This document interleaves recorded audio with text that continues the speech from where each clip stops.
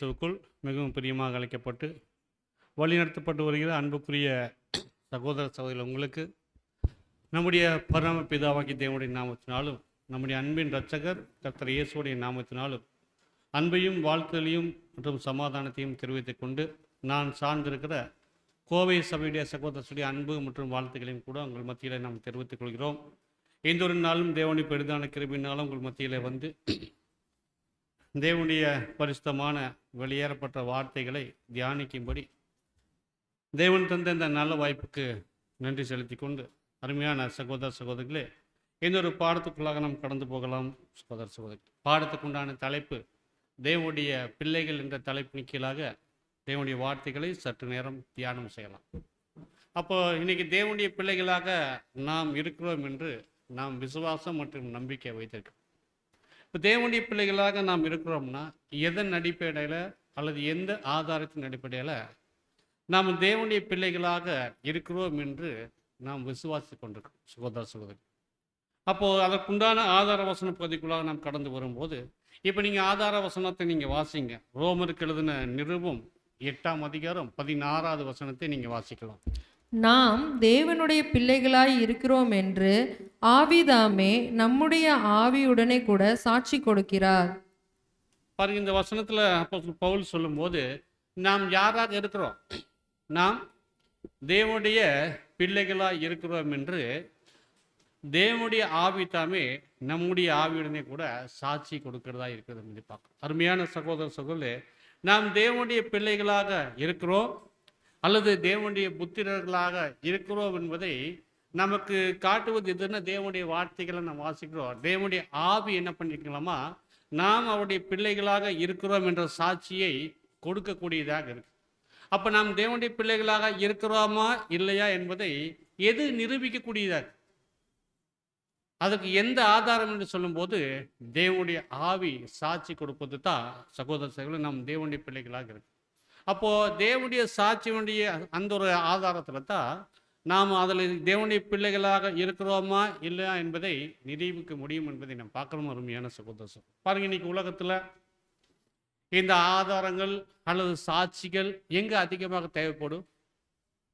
உலகத்தின் நடைமுறை வாழ்க்கை வந்து என்ன சொல்லலாம், எங்கே அதிகமாக தேவைப்படும்? சாட்சிகள் ஆதாரங்கள் எங்கே அதிகம் தேவைப்படும்?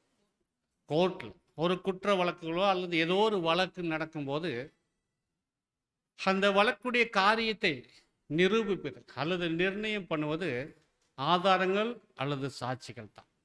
இந்த ஆதாரங்கள் இந்த சாட்சிகள் தான் அந்த வழக்கினுடைய உண்மையான காரியம் என்ன என்பதை அது ஸ்தாபிக்கக்கூடியதாக இருக்கும் என்பதை பார்க்குறோம். நம்ம நிறைய காரியங்கள் பார்க்குறோம்.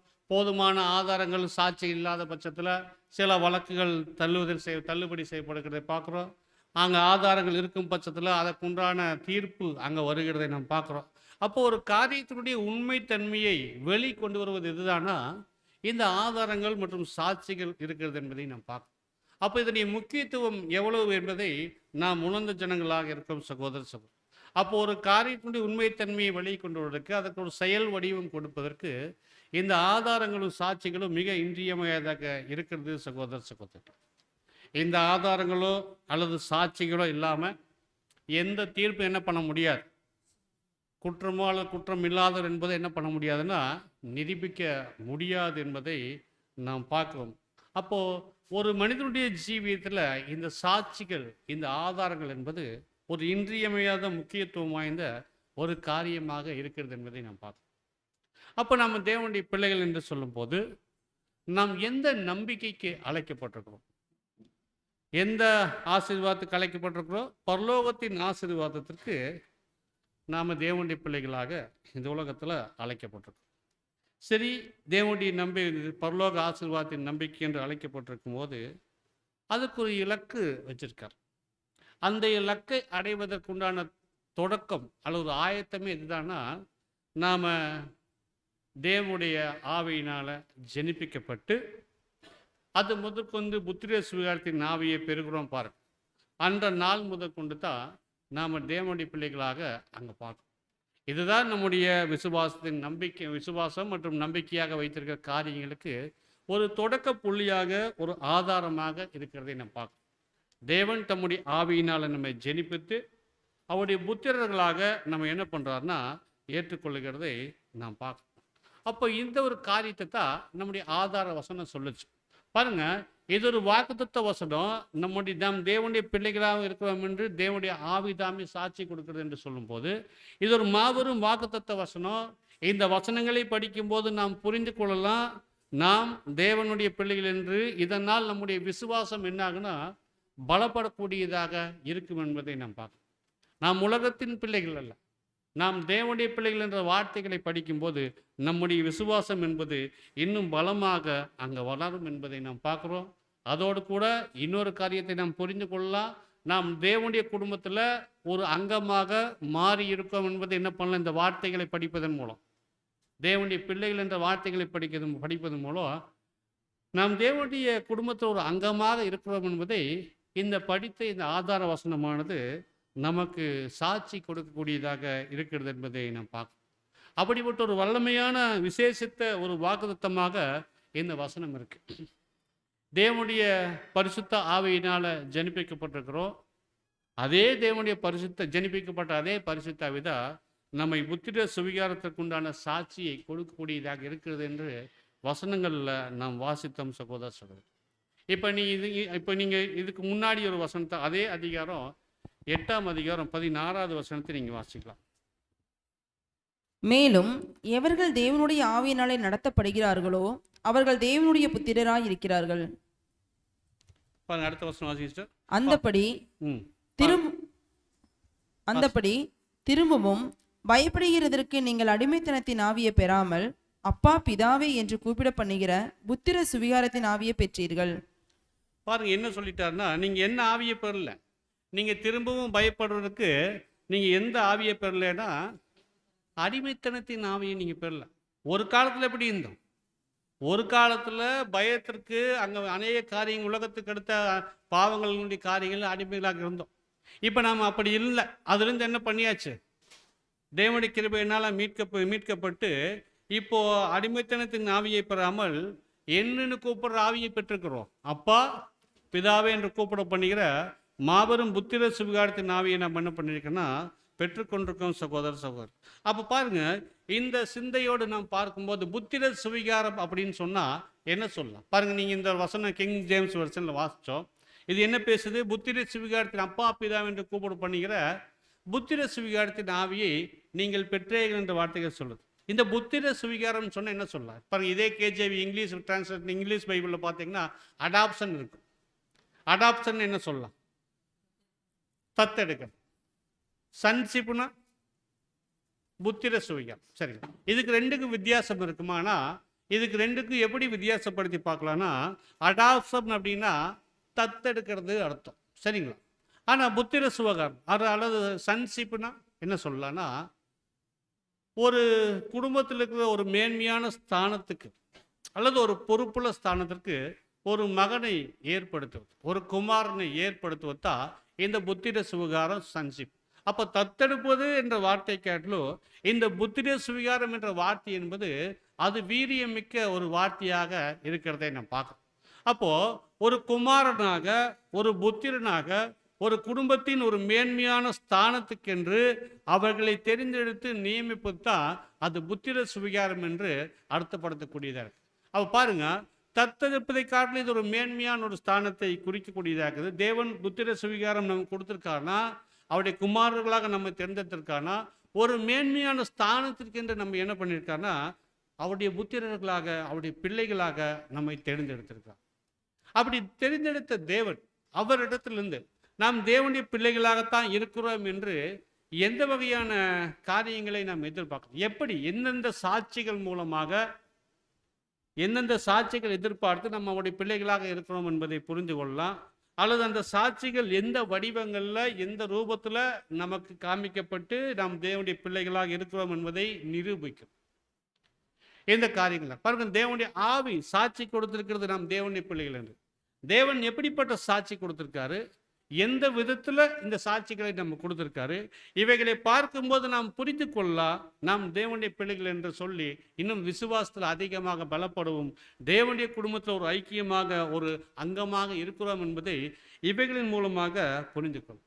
இப்போ தேவனுடைய கண்ணோட்டத்திலிருந்து தேவனுடைய பார்வையிலிருந்து பார்க்கும்போது தேவன் அவருடைய பிள்ளைகளாக நாம் இருக்கிறோம் என்பதை அறிந்து கொள்வதற்கு சில விசேஷமான மெத்தட்ஸ், சில விசேஷமான காரியங்களை நாம் புரிந்து கொள்வதற்கு தேவன் வச்சிருக்கார். ஆமாம், நீங்கள் தேவன் என்னுடைய பிள்ளைகள் தான், இதை உணர்ந்து கொள்வதற்கென்று நான் சில விசேஷமான காரியங்களை உங்கள் இடத்துல கொடுத்துருக்கிறேன். இவைகளை நீங்கள் புரிந்து கொள்ளும் போது நீங்கள் தேவனுடைய பிள்ளைகள் என்பதை உணர்ந்து கொள்வீர்கள். அப்போ தேவன் எந்தெந்த காரியங்களை நமக்கு அவருடைய பிள்ளைகளாக நாம் இருக்கிறோம் என்பதை கொடுத்துருக்கார். பாருங்கள், தேவனுடைய அன்பு நம்ம மேலே இருக்குது, அவனுடைய இரக்கம் இருக்கிறதுனால நாம் சந்தேகப்படக்கூடாது என்பதற்காக அல்லது ஒரு தெளிவற்ற சிந்தனையில் இருக்கக்கூடாது என்பதற்காக அநேக அடையாளங்களை அவருடைய பிள்ளைகளாக, அநேக சாட்சிகளை அவருடைய பிள்ளைகளாக நாம் இருக்கிறோம் என்பதை உணர்த்துவதற்கு தெளிவான ஆதாரங்களை, சாட்சிகளை தேவன் நம்மிடத்தில் கொடுத்துருக்கார். இந்த சாட்சிகளை, இந்த ஆதாரங்களை நாம் கண்ணோக்கி பார்க்கணும். வேற ஒன்றும் இல்லை. சுருக்கமாக சொன்ன இந்த பாடத்துக்கு இன்னொரு தலைப்பு கொடுக்கலான்னா ஆவியின் சாட்சி என்று என்ன பண்ணலாம் கொடுக்கலாம். அப்போ தேவனுடைய ஆவியினுடைய சாட்சியின் மூலமாக நாம் அவருடைய பிள்ளைகளாக அல்லது புத்திரர்களாக இருக்கிறோம் என்று நாம் உணர்ந்து கொள்வதற்கு நிறைய விசேஷமான சாட்சிகளையும் ஆதாரங்களையும் தேவன் என்ன பண்ணியிருக்காருன்னா கொடுத்துருக்கார். காரணம், தேவன் நம் மீது வைத்த அன்பு மற்றும் இரக்கத்தின் காரணத்தில். ஏன்னா ஒரு தெளிவற்ற சிந்தனையில் இருந்தோம்னா நாம் தேவனுடைய பிள்ளைகள் என்பதை மறந்து போயிடுவோம், நம்முடைய பாதை இங்கு மாறி போய்விடும் என்பதை உணர்ந்த ஜனங்களாக இருக்கும். அப்போ பாருங்க, இப்போ தேவனுடைய பிள்ளைகள் என்பதை தேவன் நமக்கு உணர்த்திட்டார். இன்னைக்கு நம்மளாம் யாரு தான்? நம்மளாம் யாரு தான்? தேவனுடைய பிள்ளைகள். தேவன் ஒவ்வொரு இருதயத்திலையும் உணர்த்திருக்கார். அவர்களுக்கே உரித்தான சாட்சிகள் மூலமாக தேவன் நம்ம அவருடைய பிள்ளைகள் என்பதை உணர்த்தியிருக்கிறார். இப்படி தேவனுடைய பிள்ளைகளாக நாம் இருக்கிறோம்னா நம்முடைய இருதயத்தில் என்ன இருக்கணும்? எப்போதும் ஒரு சமாதானம் என்ன இருக்கணும்? இருக்கணும். அப்போது ஒரு சமாதானம் நம்முடைய இருதயத்தில் இருக்கணும். சில நேரங்களில் கலக்கமும், சில நேரங்களில் குழப்பமும் நம்முடைய இருதயத்தில் வந்துச்சுன்னா என்ன சொல்லலாம்? என்ன சொல்லலாம்? நாம் தேவனுடைய பிள்ளைகள் என்ற உறவு முறையிலேருந்து கொஞ்சம் தள்ளி இருக்கிறோம், அல்லது தேவனோடு நாம் கொண்டிருக்கிற தொடர்பில் கொஞ்சம் சந்தேகம் அல்லது கொஞ்சம் நிச்சயம் இல்லாதவனாங்க அல்லது ஒரு நம்பிக்கையற்ற நிலைமையில் நாம் இருந்துட்டோம்னா இந்த குழப்பங்களும் இந்த கலக்கமும் நமக்குள்ளாக வருவதற்கு ஆரம்பிச்சு ஒரு கேள்விக்குரிய ஒரு சந்தேகத்தை நம்ம இடத்துல ஏற்படுத்தும். தேவன் சாட்சிகளை கொடுக்குறாரு. அந்த சாட்சிகளை விசுவாசிப்பதற்கு, நம்புவதற்கு நாம் தேவனோடு அதிகமாக நெருக்கமுள்ளவர்களாக இருக்கும். ஒருவேளை அந்த நெருக்கத்தில் குறையப்பட்டவர்களாக இருந்தோம்னா தேவன் நம் மீது வைத்திருக்க அந்த அன்பில், அந்த உறவின் முறைகளில் ஒரு நிச்சயமில்லாத ஒரு நம்பிக்கையற்ற நிலைமை இருந்ததுன்னா குழப்பங்களும் ஒரு கலக்கமான மனநிலை தான் நமக்குள்ளாக இருக்கும். ஒருபோதும் சமாதானமான நிலைமை நம்முடைய இருதயத்துக்குள்ளே வராது. தேவனுடைய பிள்ளைகள் எப்போதும் சமாதானமாக. ஏன்? தேவன் கலகத்திற்கு தேவன் அல்ல. எதற்குத்தான் தேவனாக இருக்கிறார்? சமாதானத்துக்கு தேவனாக. பாருங்கள், 1 கொரிந்தியர் 14:33 நீங்கள் வாசிக்கலாம். தேவன் கலகத்திற்கு தேவனாய் இராமல் சமாதானத்திற்கு தேவனாய் இருக்கிறார். எப்படி வசனம் பேசுறாரு பாருங்க. தேவன் எப்படி இருக்கார்? கலகத்திற்கு தேவனாக இராமல் சமாதானத்திற்கு தேவனாக இருக்கிறார். அது என்ன கலகத்திற்கு தேவனாயிராமல் அப்படின்னா? கலகத்திற்கு வேற ஏதாவது தேவன் இருக்காங்களா? கலகத்துக்கு ஏதாவது தேவன் இருக்காங்களா? இன்னும் சொல்லலாம், கலகம்னா குழப்பம்னு சொல்லாங்களா? கலகம், குழப்பம் இதெல்லாம் எதனுடைய வெளிப்பாடுனா பாவத்தினுடைய வெளிப்பாடு. புரியுதுங்களா? இந்த கலகம், குழப்பம், சண்டை சச்சரவுகள், சமாதானமின்மை இதெல்லாம் பார்த்தீங்கன்னா பாவத்தினுடைய வெளிப்பாடு. இப்போ நம்முடைய தேவன் கலகத்துக்கு தேவன் இல்லைன்னா அப்படின்னா கலகத்துக்கு யாரு தான் தேவன்? யாரு தான்? ரொம்ப ஈஸியாக போடும், பிசாஸ். ஏன்னா அவர் தான் இந்த உலகத்தில் நினைத்து கொண்டு வந்தார். பாவம் வந்துச்சு, பாவத்தின் மூலமாக எல்லா தீமையான குணலட்சணம் வந்தது. தேவன் அதற்கு தேவன் அல்ல. தேவன் ஒருபோதும் தீமையை, கலகத்தை உண்டாக்கினவர் அல்ல. தேவன் எப்போதுமே எதிரத்தை உண்டாக்குனார், சமாதானத்தை உண்டு பண்ணார். தேவன் சமாதானத்தின் தேவனாக இருப்பதனால அவருடைய பிள்ளைகளும் அவர்களுடைய இருதயத்தில் எப்படி தருக்குன்னா அவர்கள் சமாதானமாக தரும். அவருடைய இருதயத்தில் எந்த குழப்பமோ, எந்த ஒரு கலக்கமோ, எந்த ஒரு தீமையான காரியங்களோ இல்லாமல் அவர்கள் எல்லா நேரங்களிலும் எல்லா தருணங்களிலும் தங்களுடைய பிதா போல அவர்கள் சமாதானமாக இருக்க வேண்டும் என்று தான் தேவன் நினச்சிருக்கு. அதனால தான் நிறைய வசனங்களை வாசிக்கணும். எல்லா புத்திக்கு மேலான தேவ சமாதானம் உங்களுடைய இருதயங்களையோ சிந்தங்களையோ ஆழக்கடவுது என்ற வார்த்தைகள் நமக்கு அங்கே கொடுக்கப்பட்டிருக்கிறதையும் பார்க்கணும். அப்போ நமக்கு வாக்குத்தத்த வசனங்கள் அநேகம் இருக்குது. தேவனுடைய பிள்ளைகள் எப்போதும் சமாதானமாக இருக்கணும், அவர் பேரில் நம்பிக்கையுள்ளவர்களாக இருக்கக்கூடியவர்களாக இருக்கணும் பார்க்கணும் சகோதர சகோதரர். பாருங்க, அப்போ தேவனுடைய பிள்ளைகளாக நாம் இருக்கிறோம் அல்லது நாம் அவருடைய புத்திர சுவீகார பிள்ளைகளாக இருக்கிறோம் என்பதை நிரூபிப்பதற்கு தேவன் அதிகமான தெளிவான சாட்சிகளை நமக்கு கண்டிப்பாக தருவார், தந்திருக்கிறார் என்பதை நாம் விசுவாசிக்கிறோம். பாருங்க, இன்னைக்கு தேவனுடைய பிள்ளைகளாக இருக்கணும்னா இன்னைக்கு அநேக விஷயங்களை நம்முடைய வாழ்க்கையில் பார்க்கிறோம். நாம் பார்க்கிற கோணம் என்பது அந்த விஷயங்கள் எப்படி நாம் சந்திக்கிறோம், எப்படி பார்க்கிறோம் அப்படின்னா தேவன் மேலே வைச்சிருக்க அன்பு விசுவாசத்தின் அடிப்படையில் தான் பார்க்கணும்.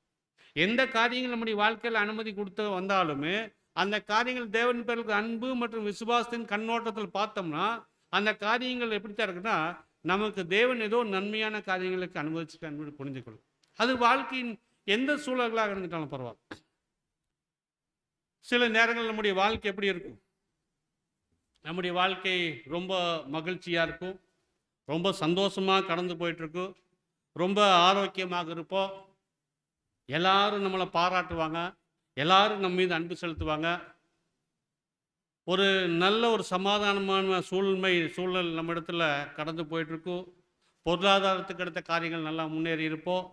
இந்த காரியங்கள்லாம் இருக்கும்போது இந்த ஒரு காரியங்களை அடிப்படையாக வைத்துட்டு நாம் தேவனுடைய பிள்ளைகளாக இருக்கிறதுனால தான் இதெல்லாம் எனக்கு கிடைச்சிருக்குன்னு நம்ம சொல்ல முடியும்.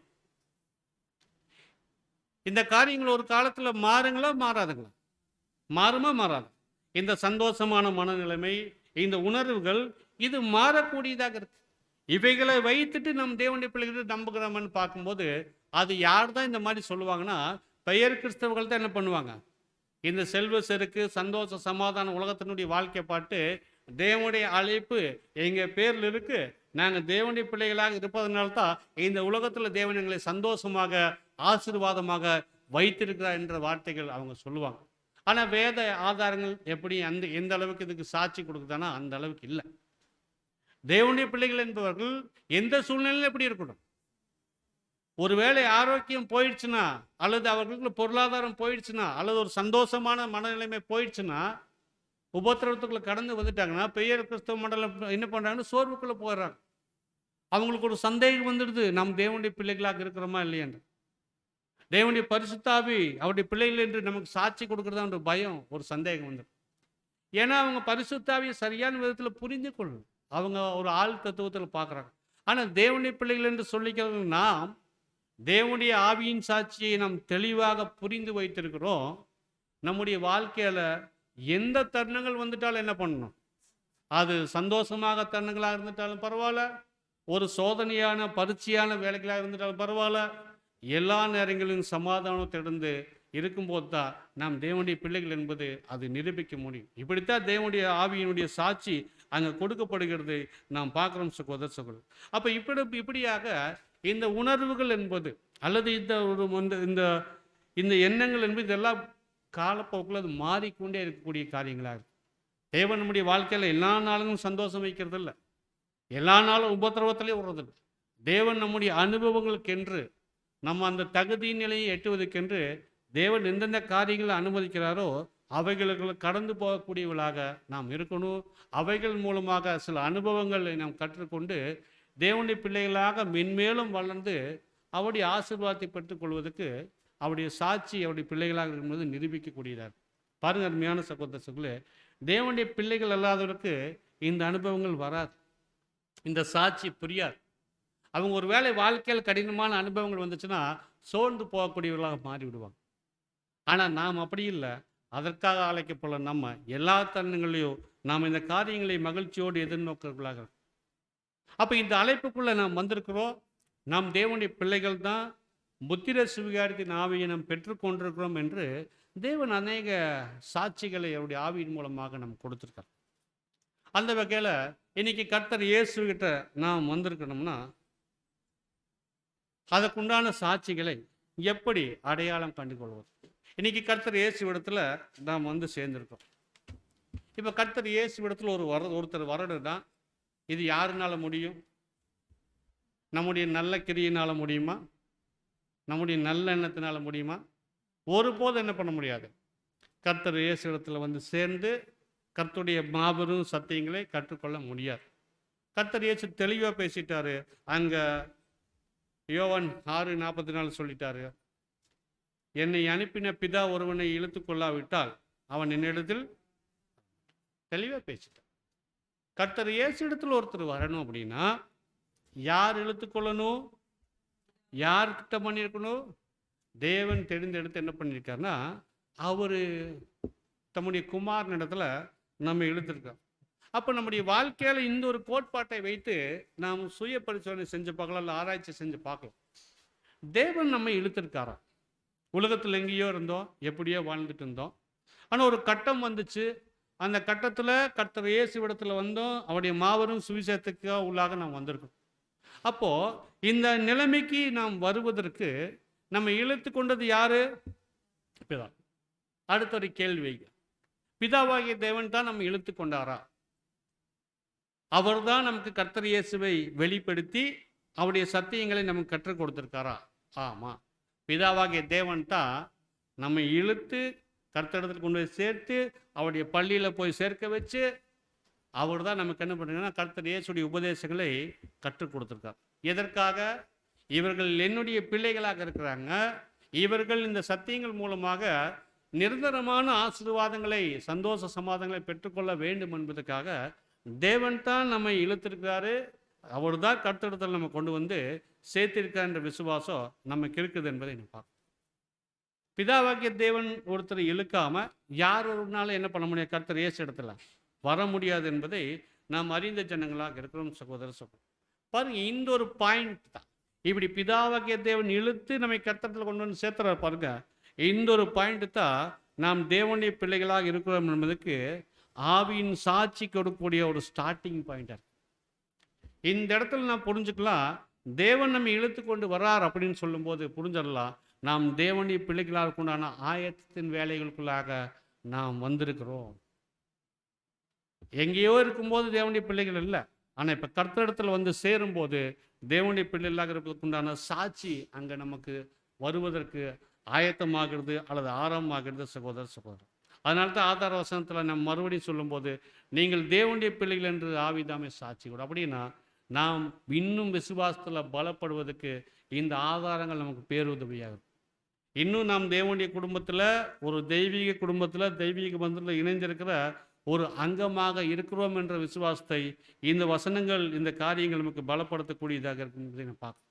பாருங்க, இப்படியாக தேவன் இழுத்ததுனால இன்னைக்கு கர்த்தர் இயேசுவிடத்தில் வந்திருக்கிறோம். இவைகள் நம்முடைய விசுவாசத்தை பலப்படுத்தி நம்ம அவருடைய குடும்பத்தில் அங்கமாக இருக்கிறோம் என்பதை நாம் பார்க்கணும். அப்படி தேவனால் இழுக்கப்பட்டு நம்ம இன்னைக்கெல்லாம் எங்கே வந்துட்டோம்? இப்போ கர்த்தர் இயேசுவிடத்தில் வந்து அவருடைய உபதேசங்கள் கேட்டு நம்மளாம் என்ன பண்ணியிருக்கிறோம்? இப்போ எந்த நிலைமையில வந்திருக்கிறோம்? இந்த சத்தியத்திற்கு என்று நம்ம என்ன பண்ணிக்கிறோம்? அர்ப்பணிச்சிருக்கிறோம், உடன்படிக்கை செஞ்சிருக்கிறோம். தேவனுக்கென்றும் கர்த்தருக்கென்றும் அவர்களுடைய சத்தியத்துக்கென்றும் நம்முடைய ஜீவியத்தை, நம்முடைய வாழ்க்கையை என்ன பண்ணியிருக்கோம்னா அர்ப்பணிப்பு செய்திருக்கோமா இல்லைங்களா? செஞ்சிருக்கோம். இந்த அர்ப்பணிப்பு என்ற காரியங்களுக்கு வரும்போது இங்கே இருக்கிற ஒவ்வொரு தேவனுடைய அர்ப்பணிக்கப்பட்ட பிள்ளைகளும் இவங்க இந்த அர்ப்பணிப்பின் வாழ்க்கைக்குள்ளே வருவதற்கு கண்டிப்பாக 2 மெத்தட் இருந்திருக்கு. ஒன்று, இந்த அர்ப்பணிப்பின் நிலைமைகளுக்குள்ள ஒருவர் வருவதற்கு ஏற்கனவே அவங்க பெற்றோர்கள் எந்த மாதிரி இருந்திருக்கலாம்? ஒரு அர்ப்பணிக்கப்பட்ட பெற்றோர்களாக இருந்திருக்கலாம்.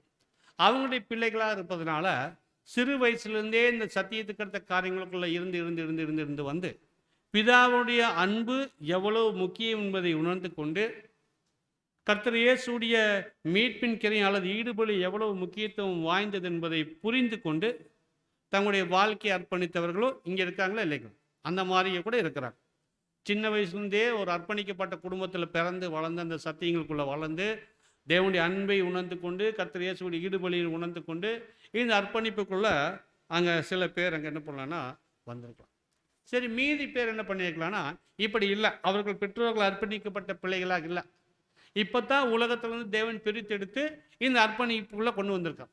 அப்போ இவங்களுடைய வாழ்க்கையில் எது முக்கியத்துவம் வாய்ந்த தருணமாக இருக்கும்னா, இவங்களுடைய வாழ்க்கையிலையும் தேவனுடைய பிள்ளைகளாக என்று அர்ப்பணிப்பு செஞ்சு உள்ள வந்திருக்கிறாங்க. அப்போ இவங்களுடைய வாழ்க்கையில் இந்த அர்ப்பணிப்பு செய்வதற்கென்று முக்கியத்துவம் வாய்ந்த காரியம் எதுவாக இருக்கலாம்னா, அவர்கள் எங்கேயோ இருக்கும்போது இந்த சத்தியத்திற்கு அவர்களுடைய கவனத்தை திசை திருப்பி கொண்டு வந்தது பாருங்க. அந்த காரியம் மிக முக்கியத்துவம் வாய்ந்த காரியம். அது எது வேணா இருக்கலாம். உங்களுடைய வாழ்க்கையில் நீங்கள் அனுபவிச்சிருக்கலாம். நான் இங்கே இருந்தேன், ஆனால் ஒரு காலத்தில் தேவனுடைய வார்த்தைகள் கிடைக்கும் போது அதனுடைய முக்கியத்துவத்தை உணர்ந்து நான் இந்த சத்தியத்துக்குள்ளே வந்து தேவனுடைய பிள்ளைகளாக வந்தேன். அப்போது ஏற்கனவே அர்ப்பணிக்கப்பட்ட பெற்றோர்கள் பிறந்த பிள்ளைகளாக இருந்துட்டாலும் பரவாயில்ல, அல்லது புதிதாக சத்தியங்கள் கேட்டு அர்ப்பணிக்கப்பட்ட ஜனங்களாக இருந்துட்டாலும் பரவாயில்ல, காரியங்கள் எப்படி வேணா இருக்கலாம். ஆனால் அர்ப்பணிக்கப்பட்ட நிலைமைக்குள்ள எல்லாரும் என்ன பண்ணியாச்சுப்போ, 2 வகுப்பாரும் அர்ப்பணிக்கப்பட்ட நிலைமைக்குள்ள வந்தாச்சு. இப்படி 2 வகுப்பார் அர்ப்பணிக்கப்பட்ட நிலைமையில வந்துட்டாலும் இவங்களுக்கு திரும்பி பார்க்க வேண்டிய ஒரே காரியம் என்ன தெரியுங்களா? எவ்விதமாக தேவன் தங்களை இழுத்து கொண்டார். பின்னாடி திரும்பி பார்க்கறதா பாசிட்டிவாக திரும்பி பார்க்கணும். தேவன் எந்தெந்த காரியங்கள் எப்படி இந்த நம்மை தெரிந்தெடுத்து பிரித்தெடுத்து இந்த ஒரு நிலைமைக்கு அவருடைய பிள்ளைகளாக இருப்பதற்குண்டான நிலைமைக்கு நம்மை கொண்டு வந்திருக்கின்ற காரியங்களை நாம் பார்க்க வேண்டியது அவசியமாக. அப்படி திரும்பி பார்த்தோம்னா அந்த காரியங்கள் நமக்கு மிக ஆச்சரியமாக இருக்கும். அவைகளை பார்த்து நம்ம நிறைய நேரங்கள் உணர்ச்சி வசப்பட்டிருப்போம். சார், நான் எப்படி இருந்தவனே என்ன பண்ணிட்டார், தேவன் இப்படி கூப்பிட்டு வந்துட்டாருன்னு உணர்ச்சி வசப்படுவதற்காகல்ல. தேவன் அந்த நிலைமையிலிருந்து நம்மை அவருடைய பிள்ளைகளாக கூப்பிட்டு வந்திருக்காருன்னா அவைகளுக்குள்ள நம்முடைய பார்வை எப்படி இருக்குன்னா, தேவன் நம்ம மேலே வச்ச அன்பு அவருடைய இரக்கத்தினால்தான் என்ன பண்ணியிருக்காருன்னா இன்னைக்கு நம்மளை கூட்டிகிட்டு வந்திருக்கார்.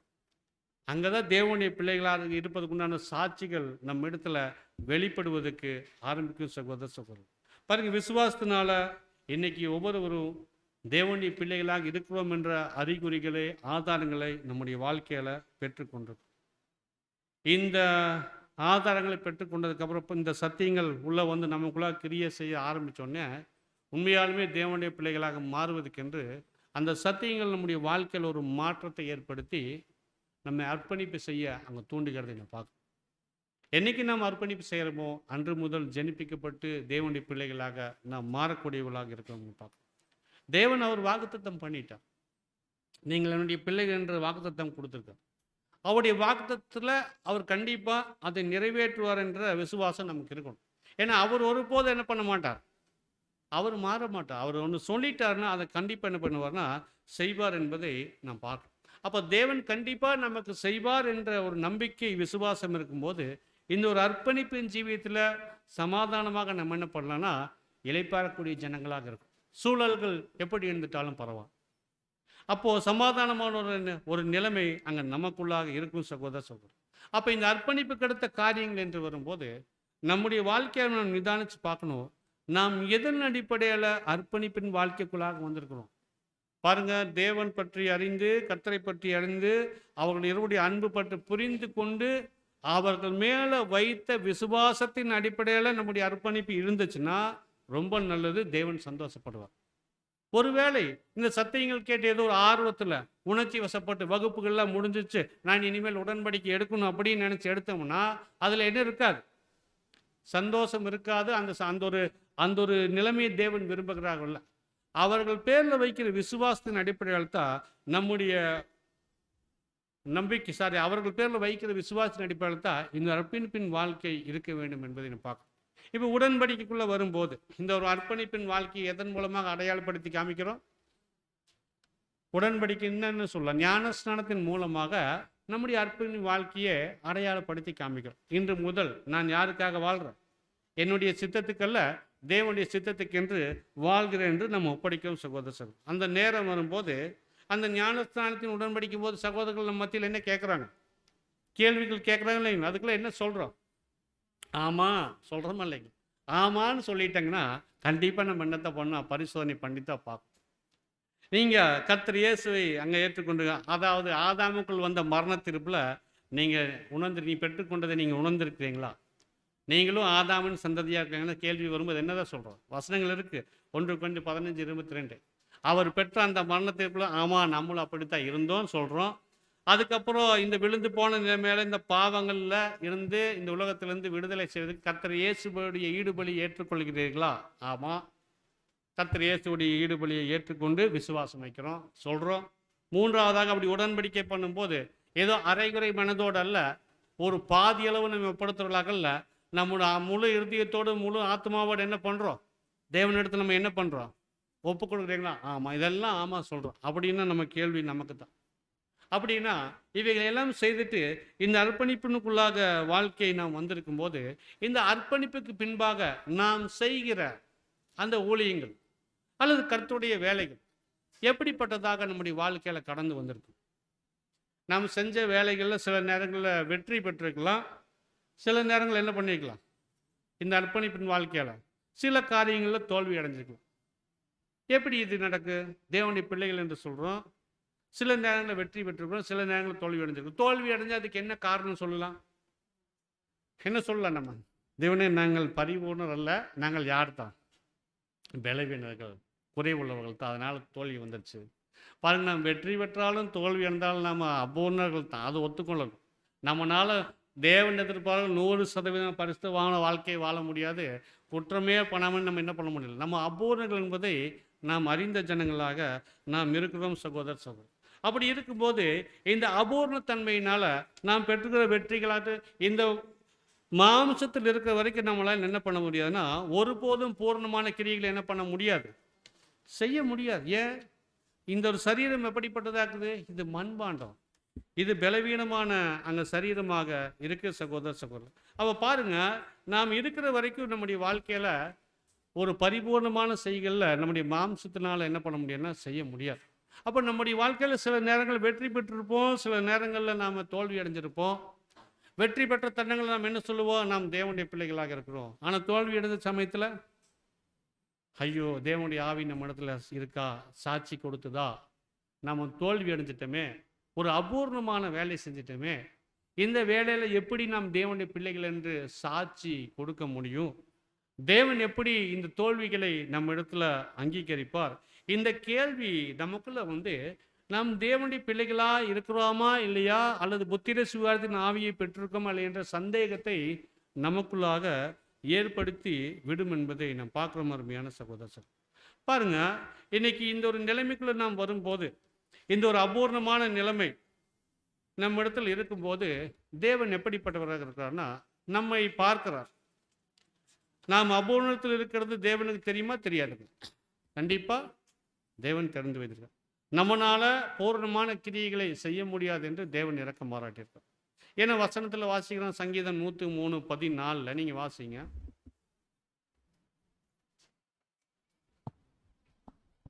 நம்முடைய உருவம் இன்னதென்று அவர் அறிவார், நாம் மண் என்று நினைவு கூறுகிறார். எப்படி பேசிட்டாங்க? நம்முடைய உருவம் என்னதென்று அவருக்கு தெரியும், நாம் மண் என்று அவர் என்ன பண்ணுறாருன்னா அவர் நினைவு கூறுவதாக இருக்கிறார் என்பதை நாம் பார்க்குறோம் அருமையான சகோதர சகோதரர். அப்போது நாம் பலவீனம் என்பதை தேவன் அறிஞ்சிருக்காரு, நாம் மண் என்பதை தேவன் தெரிஞ்சிருக்காரு. அப்போ அபூர்வமான நிலைமையில நாம் ஏறெடுக்கிற பணிகளில் சில நேரங்கள் தோல்வி அடைஞ்சிட்டா எப்படி நாம் நினைக்கலாம்? நமக்கு தோல்விக்கு வரும் என்பதை நமக்கு முன்பாக யார் தெரிஞ்சு வச்சிருக்கான்? நாம் செய்கிற வேலையில் நாம் தோல்வி அடைஞ்சிடும் நாம தெரிவதற்கு முன்பாக யார் தெரிஞ்சு வச்சிருக்கான்? பிதாவாகிய தேவன் தெரிஞ்சிருக்கான். சில திட்டங்களை அதற்குன்னு தேவன் என்ன பண்ணியிருக்காருன்னா ஏற்படுத்தி வச்சிருக்கான்.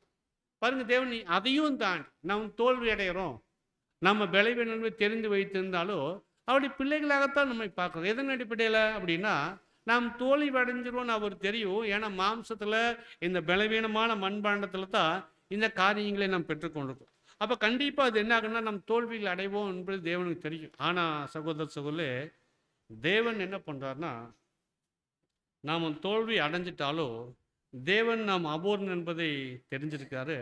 ஆனால் தேவன் எதிர்பார்க்கிற அந்த உன்னதமான தருத்திற்கு நாம் மாம்சத்தில் வர முடியாது என்பதை தேவன் தெரிந்து வச்சிருக்கார். ஏன்னா நம்முடைய பலவீனமான ஒரு சரீரம், அது அபூர்ணமான சரீரம். இந்த ஒரு சரீரத்திலிருந்து நாம் செய்கிற வேலைகளில் சில நேரங்களில் தோல்வி வரும்போது அந்த சரீரத்தினுடைய கிரியைகளில் பூர்ணமாக எதிர்பார்க்க முடியாது என்று தேவன் தெரிந்து வச்சு அவர் எதை எதிர்பார்க்கிறார்னா, நம்முடைய இருதயத்தின் சிந்தையை என்ன பண்ணுறார் பார்க்குறார். இவங்க வெளிப்புறமாக சரீரத்தின் தோட்டத்தில் அவங்க தோல்வி அடைஞ்சிருக்கலாம், ஆனால் இவங்களுடைய இருதயத்தின் சிந்தையில் எப்படி இருக்காங்க? தேவன் எதை பார்க்குறவராக இருக்கார்? தேவன் இருதயத்தை பார்க்குறவராக இருக்கார். இருதயத்தின் சிந்தையில் இவங்க எப்படி இருந்திருக்காங்க? இருதயத்தின் நினைவுகள் இல்லை, இவங்களுடைய சித்தங்கள் இல்லை, அது புதிதாக்கப்பட்ட அந்த மனதில் இவங்க எப்படி இருக்கிறாங்க. அதில் தான் ஒருத்தர் என்ன பண்ணக்கூடாதுன்னா தோல்வி அடையக்கூடாது. அதில் தான் ஒருத்தர் தீமையான காரியங்கள் நினைக்கிறார். ஒருவேளை அதில் நினச்சிட்டு வெளிப்புறமாக ஜெயம் பெற்றவர்கள காமிச்சிட்டாலும் ஆக்சுவலாக தேவனுடைய பார்வையில் அது அதுதான் ஒரிஜினல் தோல்வி அடைஞ்சிருக்கு. தேவன் நம்ம இந்த பலவீனமான சரீரத்தில் அபூர்ணத்தில் இருப்பதனால சில தோல்விகளை தேவன் நம்ம இடத்துல ஏற்றுக்கொள்கிறான் என்று சொல்லும்போது, கிருபை அளிக்கிறான் என்று சொல்லும்போது, அந்த சமயத்தில் நம்முடைய இருதயத்தை தேவன் பார்த்திருக்கார். இருதயத்தின் சித்தம், இருதயத்தின் சிந்தை, அந்த மறுரூபமாக்கப்பட்ட மனது அது என்ன பண்ணுதுன்னா, அதில் அதை பார்க்கும்போது அதில் என்ன இல்லைன்னா அதில் குற்றமில்லை என்று தேவன் பார்க்கும்போது, தேவன் நம்முடைய இந்த வெளிப்புறமான தோல்விகளை கணக்கில் எடுத்துக்கொள்வதில்லை. அவைகளை கர்த்தர் இயேசுடைய விளக்கிரியின் புண்ணியத்தினால அவைகளை மன்னித்து நாம் பூர்ணர் ஆகுவதற்கு உண்டான பயிற்சிகளை என்ன பண்ணுறாருன்னா அடுத்தடுத்து கொடுக்கிறவராக இருக்கு. ஆனால் இந்த நிலைமையில் ரொம்ப நாள் இருக்க முடியும். இதையும் என்ன பண்ணும் தேவனுடைய பிள்ளைகள் கடந்து வரணும், பரீட்சிக்கப்படணும், சோதிக்கப்படணும். இந்த குண்டான அனுபவங்களை கொடுத்து தேவன் என்ன பண்ணுவார்னா இவர்கள் வெற்றி அடைவதற்குண்டான காரியங்களை அவர்கள் போதுமான அனுபவங்கள் மூலமாக அவர்கள் முன்னேறுவதற்கென்று சில காரியங்களை தேவன் என்ன பண்ணுறான்னு அனுமதிக்கும். அதனால்தான் நாம் தோல்விகள் அடைஞ்சிட்டாலும் தேவன் நம்முடைய இருதயத்தை பார்க்கிறார். அதன் மூலமாக நாம் புரிஞ்சு கொள்ளலாம் நாம் இன்னும் தேவனுடைய பிள்ளைகளாக இருக்கிறோம் என்பதை உணர்ந்து கொள்ளலாம். சகோதரர் பாருங்க, அப்படியாக நாம் தேவனுடைய பிள்ளைகளாக இருக்கிறோம் என்று பார்ப்போம். தேவனுக்கு நன்றாக தெரியும் நாம் தோல்வி அடைஞ்சிருவோம் சில காரியங்களை. ஆனால் தேவன் கிருபை கொடுத்து அவருடைய பிள்ளைகளாக இன்னுமாக நம்மை பாவித்து வரும். ஏன்னா இந்த அனுபவங்களை தேவனுடைய ஊழியக்காரர்கள் ஒவ்வொரு பிள்ளைகள் ஒவ்வொருவரும் கடந்து வரணும். தேவன் அனுமதிக்கிற ஒவ்வொரு சோதனைகளுடைய சூழ்நிலைகளை நாம் அனுபவித்து இந்த காரியங்களை கடந்து வரணும்னு பார்க்கணும். பாருங்க, இந்த சோதனைகள் அல்லது இந்த பரீட்சைகள் தேவனுடைய பிள்ளைகளுக்கு வருதவருடைய ஜீவியத்தின் நாட்களில் தேவன் இதை எதிர்த்து கொடுக்குறாரு. நாம் பார்த்தோம், சில காரியங்கள் தோல்வி அடையும் போது தேவன் கர்த்தருடைய புண்ணியத்தினால அவர் என்ன பண்ணுறாருன்னு மன்னிச்சு பல்வேறு அனுபவங்களை நமக்கு கொடுக்குறார். இவைகளை தேவனுடைய பிள்ளைகள் கடந்து வரணும். எந்த ஒரு நோக்கத்திற்காக தேவன் இந்த அனுபவங்களை அல்லது உபத்திரவங்களை அல்லது பரீட்சைகளை சோதனைகளை தேவன் நமக்கு தரார். இந்த சோதனைகள் என்பது நீங்கள் நன்றாக புரிஞ்சுக்கணும். ஒருவருக்கு சோதனைகள் வந்துச்சுன்னா நீங்கள் ஆணித்தரமாக நம்பலாம் நீங்கள் தேவனுடைய பிள்ளைகள் என்று. இதுதான் ஆவியினுடைய சாட்சி. தேவனுடைய பிள்ளைகளுக்கு தான் பரீட்சைகளும் சோதனைகளும் அங்கே வரும். அருமையான சகோதரர் பாருங்க, நாம் புத்திர சுவிகாரத்தை பெற்றுக்கொண்டோம் என்பதற்கு சாட்சி தான் இந்த ஒரு சோதனைகள் என்பதை நாம் பார்க்கணும். சரி, சோதனைகள் எப்படி வரும்? நமக்கு நம்முடைய வாழ்க்கையில் கடினமான அனுபவங்கள், பரீட்சைகள், உபத்திரவங்கள் மத்தியில் வரும். இது தனிப்பட்ட முறையில் யாவரும் உணர்ந்த ஜனங்களாக இருக்கிறோம். ஒவ்வொருவருக்கும் ஒரே மாதிரியான பரீட்சைகளும் உபத்திரவங்களும் சோதனைகள் வருதில்லை. வெவ்வேறு விதத்தில் வருகிறதை நாம் ஒவ்வொருவரும் உணர்ந்த ஜனங்களாக இருக்கும்போது, இன்னைக்கு கர்த்தர் இயேசு அப்படிங்கிற திராட்சை செடியில் ஒரு கனி கொடுக்கக்கூடிய கொடியாக இணைக்கப்பட்டிருக்கிறோம். சரிங்களா? இப்போ என்ன நடக்கும்? இப்போ கர்த்தர் இயேசுங்கிற திராட்சை செடி இணைந்திருந்தோம்னா நாம் என்ன பண்ணித்தாகணும்? என்ன பண்ணியாகணும்? கனி கொடுத்தாகும். வசனம் வாசிக்கிறோமா இல்லைங்களா? என்னில் கனி கொடாது இருக்கிற கொடி எதுவோ அதை அவர் என்ன பண்ணுறார்? என்ன பண்ணுறார்? என்ன பண்ணுறாரு? வசனம் நீங்கள் வாசல் பரிச்சயமான வசனம் யோவான் 15:2. யோவான் 15:2 என்னில் கனி கூடாது இருக்கிற கொடி எதுவோ அதை அவர் அறுத்து போடுகிறார். பேசிட்டாரு. என்னில் இணைந்திருந்து எல்லா சாட்சிகளையும் வாங்கிட்டு கனி கொடுக்காத கிளை எதுவோ அதை என்ன பண்றார்? கொடி எதுவோ அறுத்து போடு. அது க்ளோஸ். அதுக்கு மேலே அதை பற்றி பேச்சே இல்லை. அது கனி கொடுக்கல என்ன பண்ணிடுறார்? வெட்டி அந்த செடியில் இருக்கிற தொடர்பை துண்டிச்சு வெளியே போடுறார். அதை பற்றி நான் பேசுவதில்லை. இப்போ நாம் பேசுவதில் எதுத்தானா? இப்போ நீங்கள் வாசிங்க. கனி கொடுக்கிற கொடி எதுவோ. இப்போ எதை பற்றி பேசுகிறாரு? கனி கொடுக்கிற கொடியை பற்றி பேசுகிறார். கனி கொடுக்கிற கொடி எதுவோ அது அதிக கனிகளை கொடுக்கும்படி அதை சுத்தம் பண்ணுகிறார். எப்படி பேசுறாரு? கனி கொடுக்கிற கொடி எதுவோ அது இன்னும் அதிகமான கனிகளை கொடுக்கும்படி என்ன பண்றார்? இது பரிச்சயமான விஷயம் தான். அநேக பாடங்கள் நம்ம என்ன பார்த்துருக்கோன்னா, இந்த கனி கொடுக்கிற கொடிகளை சுத்திகரிக்கிறது. எதற்காக தேவன் சுத்திகரிக்கிறாரு? இன்னும் அதிகமான கனிகளை கொடுக்க வேண்டும் என்பதற்காக சுத்திகரிக்கிறார் என்பதை நம்ம பார்க்கணும். இப்போ கனி கொடாத கொடி போயிடுச்சு, அதை பற்றி நான் பேசுறதில்லை. இப்போ கனி ஏற்கனவே கொடுத்துட்டு கனி கொடுத்துருக்கிற ஒரு கொடியை என்ன பண்ணுனா இன்னும் அதிகமான கனி கொடுக்கும்.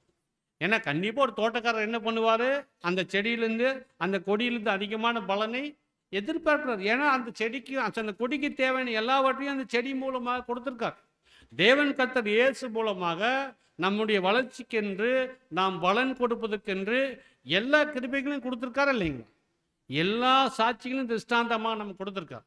இப்போ கனி கொடுக்கணும், ஆனால் இன்னும் என்ன பண்ணணும்னு எதிர்பார்க்கிற தேவன் இன்னும் அதிக கனிகளை கொடுக்கும்படி அவைகளை என்ன பண்ணுறாருன்னா சுத்திகரிக்கிறார். சரிங்களா? இந்த சுத்தம் பண்ணுகிறார் அப்படின்னு என்ன சொல்லலாம்? இந்த வார்த்தைக்குள்ள என்னெல்லாம் அடங்கிக்கிறது? சுத்தம் பண்ணுறது என்னங்க? சுத்தம் பண்ணுறது என்னங்க? இப்போ ஒரு செடி இருந்துன்னு வைங்க. இப்போ நீங்கள் பாருங்கள், இந்த யூடியூப்ல போகிறவங்க ஒரு செடி இருந்ததுன்னா அந்த சில மரம் கொண்டு இந்த கொய்யா மரம் எதோ அந்த அந்த கிளைகளை பிச்சு பிச்சு விடுவாங்க. ஏன் அப்படின்னா அதை பிச்சு விட்டா தான் என்ன பண்ணணும், இன்னும் நிறைய துளிர்கள் வரும்போது அந்த துளிர்கள் இன்னும் அதிகமான பூக்கள் என்ன பண்ணும், 10 காய் வர்றதுல இது என்ன பண்ணும், 15-20 காய் அங்கே வருவதற்குண்டான வாய்ப்புகள் உண்டு. அதுபோல் தேவையில்லாத கிளைகளை, தேவையில்லாத காரியங்களை கிள்ளி விட்டு சுத்தம் பண்ணும்போது தேவன் அதிக கனி கொடுக்கும்படி அந்த வேலை செய்கிறார். இந்த சுத்தம் பண்ணது, இந்த சுத்திகரிக்கிறதுல என்னென்னலாம் சொல்லி, இதுக்குள்ளே என்னெல்லாம் அடங்கும். இன்னும் அதிக கனி நம்ம இன்னும் கொடுக்கல, ஆனால் நம்ம கொடுக்கறதுக்கு உண்டான வாய்ப்பு இருக்குது. ஆனால் கொஞ்சம் சுத்தம் பண்ணணும். இந்த சுத்தம் பண்ணுற விஷயம் அந்த கொடிக்கு எப்படி தான் இருக்கும், கொஞ்சம் கஷ்டம் சுத்தம் பண்ணுறது. இந்த சுத்தம் பண்ணுறது அப்படிங்கிற வார்த்தைகளுக்குள்ள நம்ம என்னெல்லாம் சொல்லலாம். இன்னைக்கு அந்த செடியில் தான் அந்த கொடி இருக்குதுல, இவர்கள் தேவனுடைய பிள்ளைகள் தான். நாம் தேவனுடைய பிள்ளைகளாக இருக்கிறோம். நம்ம இடத்துல இந்த சுத்திகரிப்பின் வேலை செய்கிறாரு. இந்த சுத்திகரிப்பின் வேலைகளுக்குள்ள என்னெல்லாம் அடங்கும் அப்படின்னா, சுத்திகரிக்கிறது நீங்கள் வச்சுக்கலாம், அதையும் என்ன பண்ணலாம், தேவையில்லாத காரியங்களை நீக்குவது. ரெண்டாவது, தண்டித்தல் உள்ள இருக்குமா இருக்காது? தண்டித்தல் இருக்குமா இல்லைங்க? கண்டிப்பாக சில மீறுதல்கள் செய்யும்போது இவங்களுக்கு சில தண்டனைகள் கொடுத்தா இவங்க திருந்தி பலன் கொடுப்பாங்கன்னு சில தண்டனைகள் அங்கே நமக்கு வரலாம். இன்னுமாக நம்ம இடத்துல சில கரைகளும் திரைகளும் கரை குறைகள் இடத்துல நம்ம இடத்துல இருக்கிறதுனால இன்னும் இவங்களை சுத்திகரித்து கொஞ்சம் வெளுக்கணும். சரிங்களா? இது எப்படி இருக்கு? இன்னைக்கு என்ன சொல்கிற பிள்ளைகள் இடத்துல என்ன சொல்கிறோம், கொஞ்சம் வெளுத்தா என்ன பண்ணுவார், ஒரு சரியான பாதைக்கு சொல்கிற மாதிரிங்களா? நம்முடைய ஆவிக்குரிய வாழ்க்கையில் சில கரைகள் குறைகள் இருந்ததுன்னா வெளுக்கிறதுனா வெண்மையாக்குறதுன்னு நீங்கள் வச்சுக்க, அதுக்கு போவாங்க. அப்போது சில சுத்திகரிப்பின் வேலையை அப்பவும் நமக்கு செய்யணும். சில கரைகளையும் குறைகள் நம்ம இடத்துலேருந்து போக்கணும். அதோடு கூட பரலோக பிதா என்ன பண்ணுறாருன்னா, இன்னுமாக நம்ம இடத்துல இப்போ கனித்தன குணங்கள் இருக்குது, ஆனால் இன்னுமா சில விசேஷமான குணலட்சணங்கள் தான் இன்னும் அதிகமான கனிகள் வெளிப்படும் என்று இன்னும் விசேஷமான சில கனிதரும் குணநலங்கள் நம்மளை வளருவதற்கு சில அனுபவங்கள் நமக்குள்ள கடந்து வரும். அந்த அனுபவங்கள் எதற்கு வந்து சென்னைன்னு நமக்கு தெரியாது. ஆனால் புரிஞ்சுக்கொள்ளணும், இந்த அனுபவங்கள் எல்லாம் சில கனிதரும் குணநலங்கள் நம்முடைய வாழ்க்கையில் வளர்த்தி கொள்வதற்கு தேவன் அனுமதிச்சுட்டான்னு புரிஞ்சுக்கணும். பாருங்கள், தண்டிக்கிறது, சுத்திகரிக்கிறது, நம்ம இடத்துல கரைதிரைகளை அகற்றுவது, இன்னுமாக சொல்லணும்னா இந்த மாதிரி குணங்களை விருத்தி செய்துவதற்கென்று இந்த காரியங்களை தேவன் அனுமதிக்கான இவைகள் தான் சுத்திகரித்தல் என்பதை நாம் பார்க்கணும். அப்போ இப்படியாக இந்த சுத்திகரிப்பு அல்லது தண்டனைகள் அல்லது சிச்சைகள் அல்லது குணநலங்களை வளர்த்தி கொள்ளக்கூடிய அனுபவங்கள் நமக்குள்ளே வரும்போது நீங்கள் புரிந்து கொள்ளலாம், தேவனுடைய பிள்ளைகளுக்கு தான் இது என்ன பண்ணுறாரு, கொடுக்குறாரு. நாம் இன்னும் அவருடைய பிள்ளைகளாகத்தான் நாம் இருக்கிறோம். இன்னும் கனி கொடாத கொடி போல திராட்சை செடியை விட்டு அகற்றி போடப்படலை. நாம் இன்னும் இந்த செடியில் இணைந்து கொண்டு தான் இருக்கிறோம். அதனால தான் சுத்திகரிப்பின் வேலை நம்ம இடத்துல செய்கிறார்னு எந்த கொடி உணர்ந்து கொள்ளுதோ அந்த கொடி இந்த சுத்திகரிப்பு எல்லாம் தாங்கி இன்னும் அதிகமான அங்கே கனி கொடுக்கும் என்பதை நாம் பார்க்கணும். இந்த கொடிகள் வேறு யார் தான்? இதன் மூலமாக நாம் புரிந்து கொள்ளலாம். சோதனைகளும் சுத்திகரிப்பும் பரீட்சைகளும் தண்டனைகளும் சிச்சைகளும் நமக்கு வந்துச்சுன்னா நீங்கள் உறுதியாக நம்புங்க, நாம் தேவனுடைய பிள்ளைகளாக இருக்கிறோம். தேவன் இன்னும் அதிகமான பலன்களை நம்மிடத்துல எதிர்பார்க்கார் என்று சில நிச்சயமான அடையாளங்களாக இந்த சோதனைகள் இருக்கு. பாருங்க, நம் தேவனுடைய பிள்ளைகளும் தேவனுடைய ஆவி சாட்சி கொடுக்குன்னா இந்த சோதனைகள் கூட ஒரு மாபெரும் சாட்சியாக இருக்கும். நாம் இன்னுமாக தேவனுடைய பிள்ளைகளாக இருப்பதற்கு இது ஒரு நிச்சயமான ஒரு அடையாளமாக அங்கே இருக்கிறதை பார்க்கும். இன்னும் அந்த செடியில் அந்த கொடி இவ்வளோ உபத்திரவங்கள் மத்தியில், எவ்வளோ பரீட்சைகள் பின்பாக, இவ்வளோ சோதனை பின்பாகவும் நான் இந்த செடியை விட்டு நான் பிரிந்து போக மாட்டேன் என்று எந்த கொடி சொல்லி அந்த செடியோடையே இணைந்து கொண்டிருக்குதோ அந்த கொடி அது பாதுகாப்பில் இருக்குன்னு அர்த்தம். எல்லா அனுபவங்கள் பரீட்சைகள் உபத்திரவங்கள் மத்தியில் இருந்துட்டாலும் நான் கர்த்தருக்குள்ளாக எப்போதும் கீழ்ப்படிஞ்சு இருப்பேன் எந்த ஒரு தேவனுடைய பிள்ளை சொல்கிறாரோ அவர் மாபெரும் பாதுகாப்புக்குள்ள இருப்பார். அருமையான சகோதரர், சில பேர் இந்த உபத்திரவம் மத்தியில் என்ன பண்ணுறாரு? சில பேர் இந்த உபத்திரவம் தாங்க முடியாமல் என்ன பண்ணுறாங்க? தேவன் இது நன்மைக்கு தான் சரி என்று புரிந்து கொள்ளாமல் செடியை விட்டு அகன்று போகக்கூடிய ஜனங்களாக கூட இருப்பாங்கப்பா. அல்லது அதையும் மீறி கனி தராமல் வந்தால் இவங்களுக்கும் ஒரு காலத்தில் இருந்தால் இவர்களும் செடியில் இருந்து அங்கே துண்டிக்கப்படுவார்கள் என்பதை நாம் பார்க்கிற அருமையான சகோதரர். அப்போ இந்த சோதனைகள் அங்கே வரும்போது நாம் இப்படிப்பட்ட ஜனங்களாக நாம் புரிந்து கொள்ளலாம். இந்த சோதனைகள் என்பது நமக்கு தேவனுடைய பிள்ளைகள் என்பதற்கு ரூபாகரப்படுத்தக்கூடிய சாட்சி கொடுக்கக்கூடிய ஒரு காரியமாக இருக்கிறது என்பதை நாம் புரிந்து கொள்ளலாம் சகோதரர். இன்னொரு வசனம் கூட நீங்கள் வாசிங்க. இது கர்த்தர் இயேசு பேசினார். இந்த சோதனைகள் தேவனுடைய பிள்ளைகளுக்கு சுத்திகரிப்பு சிற்சித்தலும் வரும் என்பதை கர்த்தர் இயேசுடைய ஊமையில பார்த்துட்டு இப்போ அப்போஸ்தலர் பவுல் எபிரேயர் நிருபத்தில் 12ஆம் அதிகாரம் 6-8 வரைக்கும் நீங்கள் வாசிங்க.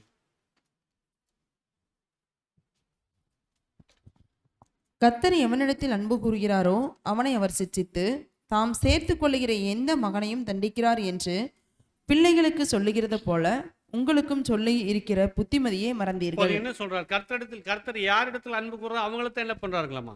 அப்ப பரீட்சைகளும் சோதனைகள் என்னத்தான்? தேவனுடைய பிள்ளைகளாகத்தான் நாம் இருக்கிறோம் என்பதை நிரூபிக்கக்கூடிய விஷயம். ஆவியின் சாட்சி இதுதான். தேவனுடைய பிள்ளைகளுக்கு தான் இந்த பரீட்சைகளின் சோதனை வரும். கர்த்தர் எவனிடத்தில் அன்பு கூறுகிறாரோ அவனை சிச்சிக்கிறார். சிச்சிப்பு என்பது அவருடைய பிள்ளைகளைத்தானே சிச்சிக்க முடியும். இன்னைக்கு நம்முடைய பிள்ளைகளை யாரை சிச்சிக்கிற நம்முடைய வீடுகளில் மற்ற குழந்தைகள் நம்ம என்ன பண்ண முடியாது, சிச்சிக்க. நம்முடைய குழந்தைகள் என்ன பண்ணுவோம்? அது போல தான் பிதாவாகிய தேவன் சிச்சிக்கிறார்னா அவருடைய பிள்ளைகளைத்தான் அங்கே சிச்சிப்பார். தாம் சேர்த்து கொள்கிற எந்த மகனையும் தண்டிக்கிறார் என்று பிள்ளைகளுக்கு சொல்லுது போல உங்களுக்கு சொல்லியிருக்கிற புத்திமதியை நீங்கள் மறந்தீர்கள். நீங்கள் சிச்சையை சகிக்கிறவர்களாக இருந்தால் தேவன் உங்களை என்னவா என்றார்? சிச்சையை சகிக்க முடியலன்னா தேவனுடைய பிள்ளைகளாக இல்லை. நீங்கள் சிச்சையை சகிக்கிறவர்களாக இருந்தால் தேவன் உங்களை புத்திரராக எண்ணி நடத்துகிறார். ஏன் அப்படின்னா தகப்பன் சிச்சியாத புத்திரன் என்றோ. எல்லாருக்கும் கிடைக்கும் சிச்சை உங்களுக்கு கிடையாது இருந்தால் நீங்கள் தேவனுடைய பிள்ளைகள் அல்லன்ட்டார். அங்கே கடினமான வார்த்தை போட்டிருக்கார். நீங்கள் தேவனுடைய சிச்சை உங்களுக்கு கிடையாது இருந்தால் நீங்கள் தேவனுடைய பிள்ளைகள் இல்லை, நீங்கள் யாருடைய பிள்ளைகளாக இருப்பீங்க என்று வார்த்தைகள் எழுதிட்டார். அப்போ சிச்சைகள் பரீட்சைகள் வரும்போது தேவனுடைய பிள்ளைகள் இது நம்முடைய நன்மைக்கென்று தான் தேவன் அனுமதிச்சிருக்காரு. நம்மிடத்தில் இன்னும் அதிக பலன்களை எதிர்பார்க்கணும்னு அவைகளை சகிக்கும் போது அவர்களை புத்திரராக நடத்துவார் என்பதை பார்க்க பாருங்க. இன்னைக்கு தேவன் ஒரு மாபெரும் தெய்வீக ஆலயனை கட்டி கொண்டிருக்காரு இல்லைங்களா? ஒரு மகிமையுள்ள ஒரு ஆலயத்தை தேவன் என்ன பண்ணிட்டு இருக்காருன்னா ஆயத்தம் பண்ணிட்டு இருக்கார். இந்த ஆலயத்துக்கு கற்களாக இருப்பதுக்கு யாரை தேர்ந்தெடுத்திருக்காரு? அந்த ஆலயத்தில் போய் கற்களாக சேர்வதற்கு யாருக்கு அழைப்பு கொடுத்துருக்காரு? இதுவும் தேவனுடைய பிள்ளைகளை கிட்டத்தட்ட ஒன்று தான். நீங்கள் அதை புரிஞ்சுக்கணும். அப்போ இன்னைக்கு அந்த ஆலயத்தில் கற்களாக இருப்பதற்கு தேவன் நம்ம என்ன பண்ணியிருக்காருன்னா அழைச்சிருக்கோம். இந்த ஆலயம் நிர்மாணிக்கப்பட்டு வருது. இந்த ஆலயத்துடைய ஜீவனுள்ள கற்களாக இன்னைக்கு தேவனால் ஏற்றுக்கொள்ளப்பட்ட கற்களாக நாம் இருக்கிறோமா? ஒரு கேள்வி கேட்க. அந்த ஆலயத்துக்கு இணைக்கப்பட்ட ஒரு ஜீவனுள்ள கற்களாக நாம் இருப்பதற்கு என்னென்ன தகுதிகளை தேவன் நம்ம இடத்துல எதிர்பார்க்கிறோம்? இப்போ நம்ம தெரிந்தெடுத்த உடனேயே ஒரு இடத்துல கொண்டு வைக்க முடியுமா? ஏன் என்ன பண்ணுவோம்? நம்ம தெரிந்தெடுத்த உடனே நம்மளை கொண்டு அங்கே என்ன பண்ண முடியாது. சரியான ஷேப் இல்லை. நீங்கள் உதாரணத்துக்கு மூளைக்கல் எடுத்துக்க, மூளைக்கு தலைக்கல் எடுத்துக்க. அது யார்? அந்த கல் போல் நம்ம ஷேப்பாக இருக்கிறோமா? இல்லையே. அந்த கல் போல் நம்ம ஷேப்பாக இல்லை. அந்த கல்லவே தேவன் இடுக்கமான வாசல் விட்டு தான் கொண்டு போய் மூளைக்கு தலைக்கல் ஆகிக்கிறோம். அப்படின்னா நாம் அந்த கல் மாதிரி ஷேப் இல்லாமல் ரொம்ப கரடு முரடா நிறைய ஒரு கரடான சுபாவமுள்ளவர்களாக நம்மளை கொண்டு போயிட்டு ஒரு ஜீவனுள்ள தேவனுடைய மாளிகையின் ஆவியின் கற்களாக எடுத்தோன்னே என்ன பண்ண முடியாது, வைக்க முடியாது. அப்படின்னா என்ன பண்ணணும்? செதுக்கணும், நீக்க வேண்டிய காரியங்களை நீக்கணும். அப்படி நீக்கினதுக்கு அப்புறம் தான் அந்த ஆலயத்தில் ஒரு கல்லாக, அதாவது தேவன் எதிர்பார்க்க அந்த தகுதியை அடைஞ்சதுக்கு அப்புறம் தான் அந்த ஒரு ஆலயத்தின் கல்லாக நாம் போய் உட்காரும். அது வரைக்கும் நம்ம எப்படி தரப்போம்னா கரடு போடான சுபாவம் உள்ளவங்கள அப்படித்தான் நம்ம இருக்கிறோம். நம்ம அப்படியே ரொம்ப பளிங்கோட சேஃபாக இருக்கிறோமா? நம்ம பார்த்தோன்னே எடுத்து இந்த இடத்துல இந்த கல் ஃபிட் ஆகுன்னு சொல்ல முடியுமா? நம்மளை பார்த்தாலே புரிஞ்சுக்கலாம், இந்த ஆலயத்துக்கு இந்த கல் எப்போதுமே என்ன ஆகாது, ஃபிட் ஆகாது. ஆனால் தேவன் கிருபை வச்சு அதை செதுக்கிறாரு. பாருங்க, கர்த்தரையே கடினமான அனுபவங்கள் வழியாக தான் உள்ளே கொண்டு வந்து நம்ம எப்படிப்பட்டவர்களாக, அவர் போல பரிபூர்ணம் இல்லை, அவர் போல பரிசுத்தவான்கள் கிடையாது, அவர் போல பரிசுத்தமான குணலட்சணம் கொண்டவர்கள் அல்ல. நாம் கரடு மூடான முறுமுறுக்கிற முரட்டாட்டமுள்ள சுபாவமுள்ள ஜனங்களை தான் என்ன பண்ணுறாருன்னா, இந்த கரடு முரடான இந்த முரட்டாட்ட குணங்கள் இதெல்லாம் என்ன பண்ணுறான்னா, பல்வேறு அனுபவம் மூலமாக தேவன் என்ன பண்ணுறாருன்னா, அங்கே ஜீவனுள்ள கற்களாக மாறுவதற்கு செதுக்குகிறதை நாம் பார்க்குறோம் சகோதர சகோதரி. அப்போ ஆவிக்கேற்ற ஒரு மாளிகையின் ஒரு கற்களாக மாறணும்னா கண்டிப்பாக அதுக்குண்டான செதுக்குதல் நம்முடைய வாழ்க்கையில் வரும். நிறைய ஏமாற்றங்கள் வரும், நிறைய தோல்விகள் வரும், நிறைய அனுபவங்கள் வரும், நிறைய வழிகள் வரும். ஒளிப்படாத இன்னைக்கு உலகத்தானே என்ன பண்ணுறோம், ஒளிப்படாத எந்த கல்லும் சிலையாகாதுங்கிறான். பாருங்க என்ன தத்துவம் பேசுகிறேன், இதெல்லாம் எங்கேருந்து வந்ததில்ல. அப்படின்னா ஒரு சேப்புக்கு வரணும்னா ஒளியினுடைய செதுக்குதல் என்பது ரொம்ப முக்கியம். அப்போ இந்த பரீட்சைகள் இந்த சோதனைகளை நீங்கள் வரும்போது புரிஞ்சுக்குங்க, தேவன் நம்மை செதுக்கிட்டு இருக்கிறாரு. அந்த ஆலயத்தில் போய் கல்லாக மாறுவதற்கென்று நம்மை தேவன் தயார் பண்ணிட்டு இருக்காரு. அந்த தகுதிகளை நம்ம இடத்துல வளர்த்தி கொண்டிருக்காரு. அந்த குண்டான காரியங்கள் நம்ம இடத்துல வளர்கிறது என்று நம்மை நாமே சோதித்து பார்க்கலாம். அப்போ இந்த செதுக்குதல், இந்த தண்டிக்கிறது, இந்த சிச்சிக்கிறது, இதெல்லாமே நாம் தேவனுடைய பிள்ளைகளுக்கு முன்னாடி சாட்சி கொடுக்கக்கூடிய விஷயங்களா இருக்கு. இவைகளை பொறுமையோடு நீங்கள் செய்யுங்க. ஒளி செதுக்குதா, பொறுமையோடு காத்துக்கலாம், பொறுமையோடு அவைகளை தாங்கி கொள்ளும். பொறுமையோடு நீங்கள் எந்த அளவுக்கு சகிக்கிறீங்களோ அந்த அளவுக்கு தேவனுடைய பிள்ளைகள் என்று அது ரூபகாரப்படுத்தும் என்பதை நம்ம பார்க்குறோம். அருமையான சகோதரர் பாருங்கள், அதுக்கப்புறம் இந்த ஒரு மெய்யான விசுவாசத்தில் நிலைத்து நிற்கும்போது இறுதியில் தேவனுடைய பிள்ளைகளாகவே அங்கே மாறிவிடும் என்பதை புரிந்து கொள்ளலாம். ஏன்னா ஒரு கல் செதுக்கப்படணும், அது செதுக்கப்பட்டதுக்கப்புறம் அந்த அனுபவம் கொடுத்ததுக்கப்புறம் அது மெருகேற்றப்படணும். அதுக்கப்புறம் தான் அந்த சிச்சைகள் பரீட்சைகள் மூலமாக அந்த கல் என்பது ஒரு சரியான சேப்புக்கு. இவைகளுக்கு பொறுமை அங்கே அவசியம். அந்த உபத்திரவங்களை பொறுமையோடு சகிக்குவதற்கு அது அவசியமாக இருக்குது. அதோடு கூட பொறுமை மாத்திரம் பத்தாது, அந்த உபத்திரவங்களை மனப்பூர்வமாக என்ன பண்ணணும், ஏற்றுக்கொள்ளும். ஆமாம், நான் அந்த ஒரு தகுதிக்கு வருவதற்கு இந்த உபத்திரவங்கள் எனக்கு வேணும், நான் மனப்பூர்வமாக இவைகளை அரைகுறை மனதோடு அல்ல, மனப்பூர்வமாக சந்தோஷமாக இந்த உபத்திரவங்களை ஏற்றுக்கொள்ளும். எதன் அடிப்படையில்? தேவன் என் மேல் அன்பாக இருப்பதனால, தேவன் நம்மை தம்முடைய பிள்ளையாக எண்ணி இருப்பதனால, இப்படிப்பட்ட அன்பினால தேவன் ஒரு பரம அழைப்புக்கு பெறவும் அவருடைய பிள்ளைகளாக இருப்பதற்கும் இவ்விதமான அனுபவங்கள், இந்த சோதனைகள் ஒரு ஆவியின் சாட்சியாக, தேவனுடைய ஆவியின் சாட்சியாக அங்கே இருக்கிறதை நாம் பார்க்கிறோம். அதனால தான் வசனம் சொல்லிட்டார், நாம் பிள்ளைகளானால் சுதந்திரமாமே, தேவனுடைய சுதந்திரமும் கிறிஸ்துவுக்குடன் சுதந்திரமாமே, கிறிஸ்துவுடனே கூட நாம் மகிமைப்படும்படிக்கு அவருடனே கூட என்ன படணும், முதல்ல ரோமர் 8:17. அப்போ கண்டிப்பாக பாடுகள், உபத்திரவங்கள், பரீட்சைகள் என்பது நம்முடைய வாழ்க்கையில் அருமையான சகோதர சகோதரிகளே, நாம் தேவனுடைய பிள்ளைகள் என்பதுக்கு அது ரூபகாரப்படுத்தக்கூடிய ஒரு ஆவியின் சாட்சியம். அப்போ அனுபவங்கள், பரீட்சைகள், சோதனைகள் வரும்போது நீங்கள் பொறுமையோடு சகித்து கொண்டுருங்க. நாம் தேவனுடைய பிள்ளைகளாக இருக்கிறோம் என்று உணர்ந்து கொண்டு தேவன் நம்மை செதுக்கி கொண்டிருக்கிறார், இன்னும் அதிக கனிகளை கொடுக்கும்படி சுத்திகரித்து கொண்டு என்று புரிந்து கொண்டு நீங்கள் மனப்பூர்வமாக அந்த சோதனைகளை ஏற்றுக்கொள்ளும் போது நாம் கண்டிப்பாக தேவனுடைய அந்த ஆவிக்கேற்ற மாளிகைகள் ஒரு கற்களாக மாறும். இப்போ சாட்சி முதலாவது பார்த்தோம், இந்த சோதனைகளும் பரீட்சைகளும் தான் தேவன் நமக்கு வெளிப்படுத்துகிற ஒரு ஆவியின் சாட்சியாக இருக்குது நம் தேவனுடைய பிள்ளைகள் என்று. அடுத்தது வரும்போது இன்னைக்கு தேவனுடைய ஆவியின் சாட்சிக்காக இன்னொரு காரியத்துக்கு போகும். இன்னைக்கு தேவனோடு நாம் தொடர்பு கொள்கிறோம் அப்படின்னா எதன் அடிப்படையில் தொடர்பு கொள்கிறோம்? ஜெபம். ஜெபத்தின் மூலமாக தேவனோட தொடர்பு கொள்கிறோம். டெய்லி கிருபாசனம் இன்னைக்கு வருவது தேவன் இரக்கம் பாராட்டிட்டு இருக்கார். அப்போ ஜெபம் பண்ணிக்கிற இந்த ஒரு ஸ்லாக்கியம் இது தேவனோடு தொடர்பு கொள்ளக்கூடிய ஒரு வாய்ப்பை ஏற்படுத்தி கொடுக்கும். இப்போ இந்த ஜெபம் என்பது தேவனிடத்தில் ஏறெடுக்கும் போது நம்முடைய வேண்டுதல்களையும் விண்ணப்பங்களையும் ஏறெடுப்பது என்னது? ஜெபம். இப்போ நம்முடைய வேண்டுதல்களையும் விண்ணப்பங்களை கேட்பதற்கு யார் செவி கொடுத்து தயாராக இருக்கிறார்?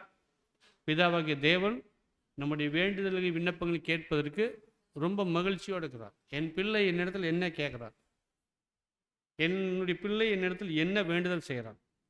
ஏன்னா பிள்ளையாக இருந்தால் தான் அவருடைய தகப்பன்கிட்ட போய் கேட்க முடியும். இப்போ இந்த ஒரு தகப்பன் நம்முடைய பரமபிதா என்ன பண்றான்னா, நம்முடைய வேண்டுதலுக்கு செவி திறந்து வைத்துக்கொண்டு செவி கொடுத்து கேட்பதற்கு அவர் ஆயத்தமாக ரொம்ப மகிழ்ச்சியோடு காத்து கொண்டிருக்கிறார். அப்போ எதை நாம் கேட்கணும்? கேட்பதற்கு அவர் ஆயத்தமாக காத்துட்டு இருக்கிறார். கேட்கும்போது நம்ம என்ன கேட்டாலும் தேவன் அந்த மகிழ்ச்சியில் இருப்பாரா? பாருங்க, தேவனுடைய பிள்ளைகளில் இருக்கக்கூடிய ஒரு ஸ்லாக்கியம் பார்த்தீங்கன்னா, ஜெபம் ஒரு ஸ்லாக்கியம் என்று சொல்லும்போது நம்முடைய வாழ்க்கையே ஒரு ஜெப வாழ்க்கையாக இருக்க வேண்டும் என்ற வார்த்தைகளை சகோதரர் சொல்றார். இப்போ நம்முடைய ஜெபத்தில் என்னெல்லாம் அடங்கி இருக்கு? அந்த ஜெபத்துக்குள்ள என்னெல்லாம் இருக்கு? நீங்க சொல்ல, நம்ம ஜெபம் பண்றோம், எடுத்தோன்னு என்ன பண்றோம்? எடுத்தோன்னே வேண்டுகோளுக்கு போயிடுறோமா? என்ன பண்றோம்? ஸ்டார்டிங் துதி செலுத்துறோம், நன்றி செலுத்துறோம், அப்புறம் அப்புறம் என்னெல்லாம் கேட்குறோம்? அதாவது நம்ம பெரும்பாலும் உலகத்துக்கு அடுத்த காரியங்கள் என்ன பண்ணுறதில்ல, கேட்குறது. நம்ம என்ன சொல்லி ஜபத்தில், இந்த தற்காலிகமான காரியங்கள் உங்கள் சித்தத்துக்கு கூட்டுறன்ட்டு ஆவிக்குரிய காரியங்கள்ட்ட என்ன பண்ணுறோம்? ஆவிக்குரிய காரியங்களை அதிகமாக நீங்கள் என்ன பண்ணுங்க, கூட்டி வரும். பெரும்பாலும் அனைவருடைய ஜபம் இப்படித்தான் இருக்கு. தேவனுடைய பிள்ளைகள் ஜபம் இப்படித்தான் இருக்கும், இப்படித்தான் இருக்கும்.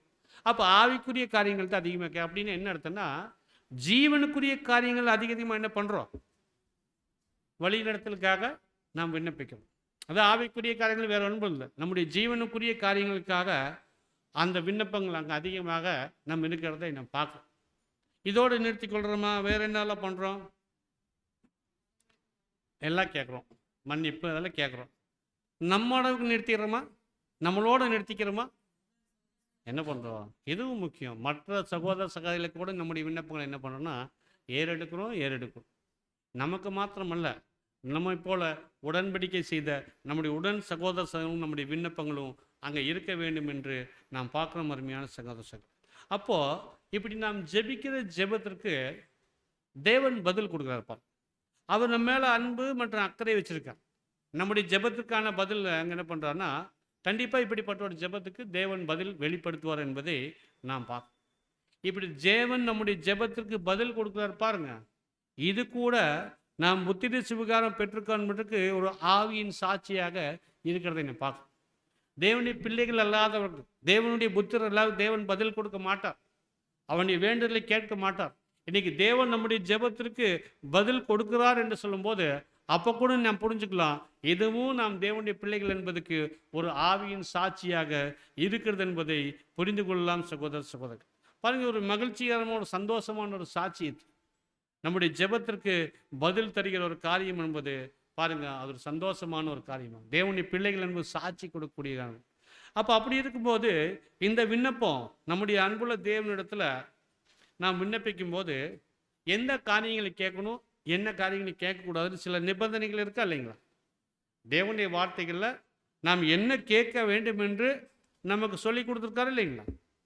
நமக்கு என்ன கேட்கணுங்கிறது தேவன் என்ன பண்ணியிருக்காருன்னா அங்கே சொல்லி கொடுத்துருக்கார். அப்போ அந்த அடிப்படையில் நம்ம கேட்டோம்னா அதை கேட்ட பதில் உடனே கிடைக்கும். அப்போ பதில் உடனே கிடைக்கும் போது நம்முடைய விசுவாசம் தேவன் பிள்ளைன்னு அதிகமாக அங்கே வேணும் வளரும். சகோதர சகோதரர், அப்போ தேவனுடைய சித்தத்தின்படி நம்ம கேட்கிறோமா அப்படின்னா வசனத்தில் சொல்லிட்டாரு. 1 யோவான் 5:14 நாம் தேவனுடைய அவருடைய சித்தத்தின்படி வாசிங்க. 1 யோவான் 5:14 அவருடைய சித்தத்தின்படி கேட்க வேண்டும் என்ற வார்த்தை எங்க சொல்லப்பட்டது. நாம் எதையாகிலும் அவருடைய சித்தத்தின்படி கேட்டால் அவர் நமக்கு செவி கொடுக்கிறார் என்பதை அவரை பற்றி நாம் கொண்டிருக்கிற தைரியம். எப்படிங்க அப்படி சொல்லிட்டார். நாம் எதையாவது கேட்கணும், நம்முடைய ஜெபத்தில் கேட்கணும்னு நம்ம முடிவு பண்ணிட்டோம்னா யாருடைய சித்தத்தின்படி தான் கேட்கணும்? நம்முடைய சித்தத்தின்படி இல்லை. நம்முடைய சித்தத்தின்படி கேட்டால் அது என்ன ஆகாது. ஏன் தேவன் நம்முடைய சித்தத்தின்படி நமக்கு தரதில்லை? அவருடைய சித்தத்தின்படி தான் கேட்க சொல்கிறாரு, அவருடைய சித்தத்தின்படி தான் நமக்கு தர்றாருன்னா நம்முடைய சித்தத்தின்படி கேட்குறதெல்லாம் நிரந்தரம் கிடையாது. இதெல்லாம் ஒரு நிரந்தரமான அநித்தியமானது. தேவனுடைய சித்தத்தின்படி நம்ம கேட்குறோம் பாருங்க, அதுதான் அது நிரந்தரமான. தேவன் எப்போதுமே நம்முடைய நிரந்தரமான நன்மைக்கென்று தான் அவர் செய்வார். அதனால்தான் அவருடைய சித்தத்தின்படி கேட்க வேண்டும் என்ற வார்த்தைகளை அங்கே சொல்கிறார். அப்போ அவருடைய சித்தத்தின்படி கேட்டோம்னா நமக்கு பதில் கிடைக்கும். ஒருவேளை அவருடைய சித்தத்தின்படி அந்த நிபந்தனைக்கு உட்பட்டு நாம் கேட்கலன்னா அங்கே பதில் கிடைக்காது என்பதை நாம் பார்க்கணும். அப்போ யாக்கோபு 1:6 பேசும்போது யாக்கோபு 1:6 யாக்கோபு 1:6 ஆனாலும் அவன் எவ்வளவாகிலும் சந்தேகப்படாமல் விசுவாசத்தோட கேட்க கடவன். சந்தேகப்படுகிறவன் காற்றினால் அடிபட்டு அலைகிற கடலின் அலைக்கு ஒப்பாயிருக்கிறான். எப்படி சொல்றாங்க? கேட்கறது எப்படி கேட்கணுன்றாங்களாமா? எவ்வளவான்னு சந்தேகப்படாமல் எதை கேட்கணும்? நம்முடைய சித்தத்தின்படி கேட்கறது சந்தேகப்படாமல் கேட்டால் அது கிடைக்காது. தேவனுடைய சித்தத்துக்கு உட்பட்டு சந்தேகப்படாமல் நாம் கேட்டோம்னா தேவன் கண்டிப்பாக அதை தருவார் என்பதை நாம் பார்க்கணும். அதனால தான் கர்த்தர் இயேசு மார்க்கு 14:24 பேசிட்டாரு. ஜெபம் பண்ணும்போது நீங்கள் எவைகளை கேட்டுக்கொள்வீர்களோ அவைகளை பெற்றுக்கொள்ளும் என்று விசுவாசிங்கள். அப்படின்னா தேவனுடைய சித்தத்தின்படி நீங்கள் எவைகளை கேட்கிறீங்களோ அவைகள் அவருடைய சித்தத்தின்படி உங்களுக்கு கொடுக்கப்படும் என்று பார்க்கணும். சரி, இப்போ நம்ம ஜெபம் பண்ணுறோம். தேவனுடைய சித்தத்துக்கு உட்பட்டு நம்ம ஜெபம் பண்ணும்போது நம்முடைய பதில் எப்படி இருக்கும்? தேவன் கொடுக்குறார், ரொம்ப சந்தோஷம். அவர் பதில் கொடுக்கறதே நம்மளுடைய பிள்ளைகள் என்பதற்கு ஆவியினால் கொடுக்கப்படி ஒரு சாட்சியாக இருக்கு. இப்போ நம்முடைய ஜெபத்திற்கு தேவன் பதில் அளிக்கும் விதம் எப்படின்னா, அவர் கொடுக்குற பதில் என்ன பண்ணா, நம்முடைய புதிய சிருஷ்டியை அதை டிசைன் பண்ணி ஒரு ரூபத்துக்கு ஒரு பரிபூர்ணமான நிலைமைக்கு அதை என்ன பண்ணுன்னா வளைத்து கொண்டு வரும். தேவன் நம்முடைய ஜெபத்துக்கு கொடுக்குற பதில் என்பது நம்முடைய புதிய சிருஷ்டியை சரியான நிலைமைக்கு வளைத்து கொடுக்கும் என்பதை நாம் பார்க்கிறோம். அப்படின்னா எப்படி இது நாம் புரிந்து கொள்ளலாம் சகோதர சகோதரர்களே? இப்போ தேவன் நம்முடைய ஜெபங்களுக்கு பதில் சொல்றார். தேவன் பதில் சொல்றார் உடனே நம்முடைய எல்லா வேண்டுதலும் தேவன் கொடுத்துருவாருங்கள்ல. பதில் தான் சொல்றோம். பதிலில் என்னெல்லாம் இருக்கும்? ஒரு கேள்வி கேட்குறோம், அதுக்கு அந்த பதிலுக்கு என்ன சொல்லலாம்? 2 ஆன்சர் இருக்குமா இருக்காதுங்களா? நம்முடைய ஜெபத்திற்கு பதில் வந்துச்சுன்னா ஒன்று ஆம் வரலாம், இல்லைன்னா 2 வந்தாலுமே நீங்கள் சந்தோஷப்படுங்க. இல்லைன்னு சொல்லுவார், ஒருவேளை ஆமுன்னு சொல்லுவார். தேவனை நம்முடைய சித்தத்துக்கு உட்படுத்த கேட்ட, ஆனால் எனக்கு இல்லைன்னு சொல்கிறீங்களே, வெயிட் பண்ணு. இந்த 2 பதில் இருக்கு. ஒன்று ஆம் இல்லை, ஒன்று இல்லைங்கிறது, இன்னொன்று ஆமுங்கிறது. ஆனால் இதுக்கிடையில் 3வது ஒரு பதில் இருக்குது, இப்போ இல்லை. புரியுதுங்களா? இப்போ இல்லை அப்படின்னா எப்போ அந்த நேரம் காலம் யாருதான் தெரியும்? அவர் இல்லைன்னு சொல்லுவார், ஆமான்னு சொல்லுவார். ஆனால் இதுக்கிடையில் இப்போ இல்லைன்ற வார்த்தை கூட என்ன வரும்? அங்கே வரும் பாருங்க. இந்த 3 பதில்கள் நம்முடைய ஜெபத்திற்கு அங்கே தேவன் கொடுக்கறதை நாம் பார்க்கணும். நம்முடைய ஆவிக்குரிய தேவைகளுக்கு என்று நாம் ஜெபிக்கும் போது இந்த 3 பதிலில் ஏதோ ஒரு பதில் நமக்கு வரும். இந்த 3 பதிலில் எது வந்துட்டாலும், ஒருவேளை இல்லைன்னு வந்துட்டாலும் நீங்கள் தேவனுடைய பிள்ளைகள் தான், அதில் மாற்றம் இல்லை. ஐயோ தேவன் இல்லைன்னு சொல்லிட்டாரே, இவ்வளோ கஷ்டப்பட்டு வேண்டணுமே, தேவன் மறுத்துட்டாரே அப்படின்னா நம்ம தேவனுடைய பிள்ளைகள் இல்லையா? அந்த சாட்சி நம்மிடத்துக்கு வரலையா அப்படின்னு நம்ம எதிர்பார்க்க வேண்டாம்.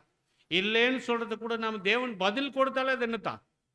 நம் தேவனுடைய பிள்ளைகள்ங்கிற சாட்சி நமக்கு வெளிப்படுத்தப்படுகிறது என்பதை புரிஞ்சு கொள்ளலாம். அப்போ இல்லைன்னு பதில் ஒரு வேலை வந்துச்சுன்னா அப்பவும் தேவன் பிள்ளை. சில உதாரணங்கள் பார்க்கலாம். பைபிளில் புதிய ஏற்பாட்டில் சில பேர் வேண்டுதல் பண்ணாங்க, அவங்களுக்கு பதில் இல்லைன்னு வந்துருச்சு. அதனால் அவங்க தேவனுடைய பிள்ளைகள் இல்லைன்ற அர்த்தம் ஆகலை. அவங்க தான் அந்த பதில் இல்லைன்னு வந்தால் கூட அவங்க தான் தேவனுடைய பிள்ளைகளாக நிலைச்சென்றார். இல்லைன்னு சொன்னது யாரு சொல்லலாம்? புதிய ஏற்பாட்டுக்கு வந்துருங்க, பழைய ஏற்பாடு வேண்டாம். நீங்கள் 2 கொரிந்தியர் 12:7 வாசிங்க.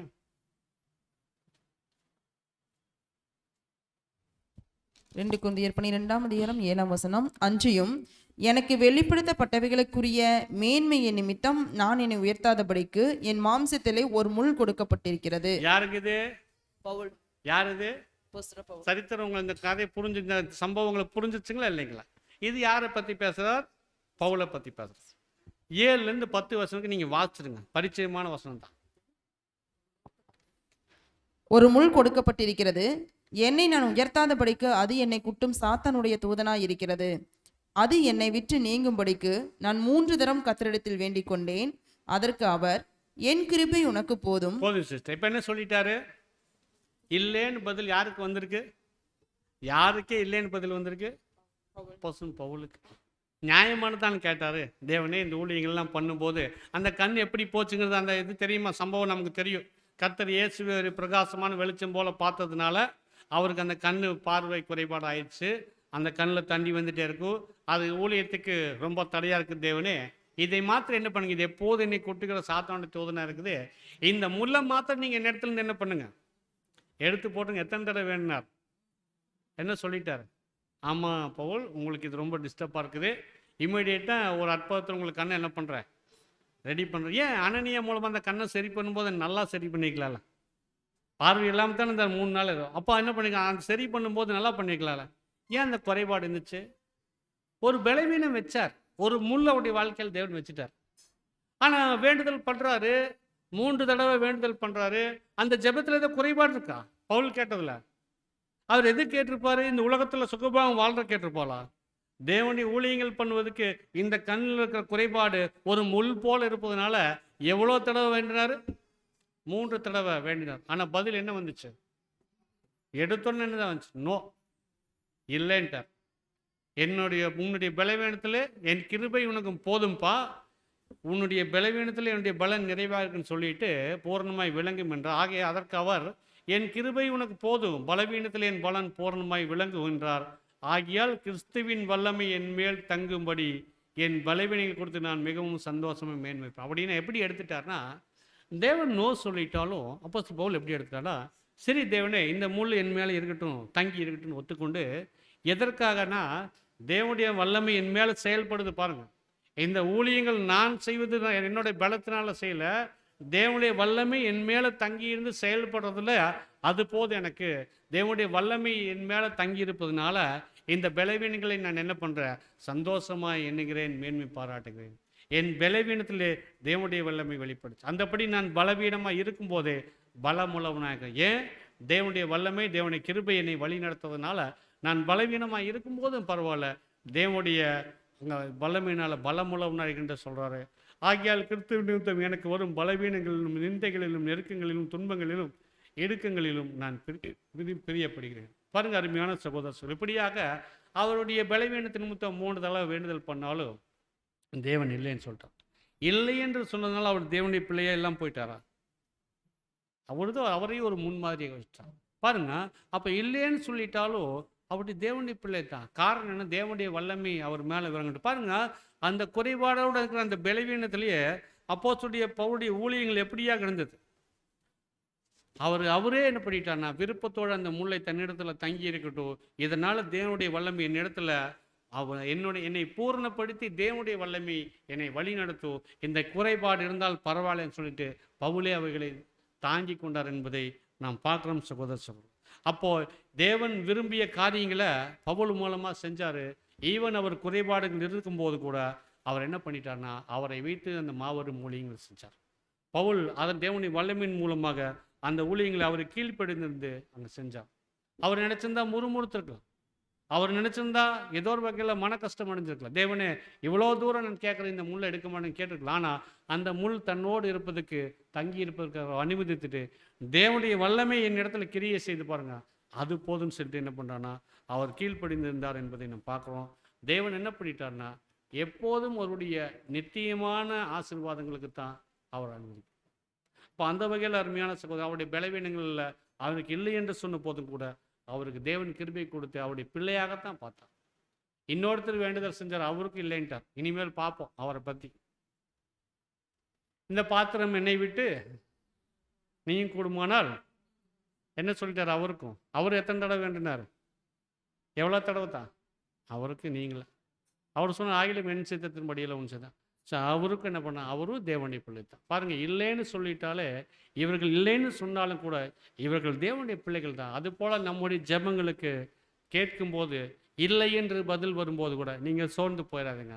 தேவன் ஏதோ ஒரு நன்மைக்கென்று நமக்கு இந்த காரியங்களை இப்போது தரல மறுக்கிறார் என்பதை புரிஞ்சுக்கலாம். அப்போ தேவன் நமக்கு ஒரு காரியத்தை மறுக்கிறார்னா, அதை தவிர்த்துட்டு வேற காரியம் நமக்கு அனுமதிக்கிறார்னா, நாம் கேட்கறதை காட்டிலும் அவர் கொடுப்பது ரொம்ப சிறந்ததாக, ரொம்ப விசேஷம் உள்ளதாக இருக்கும்.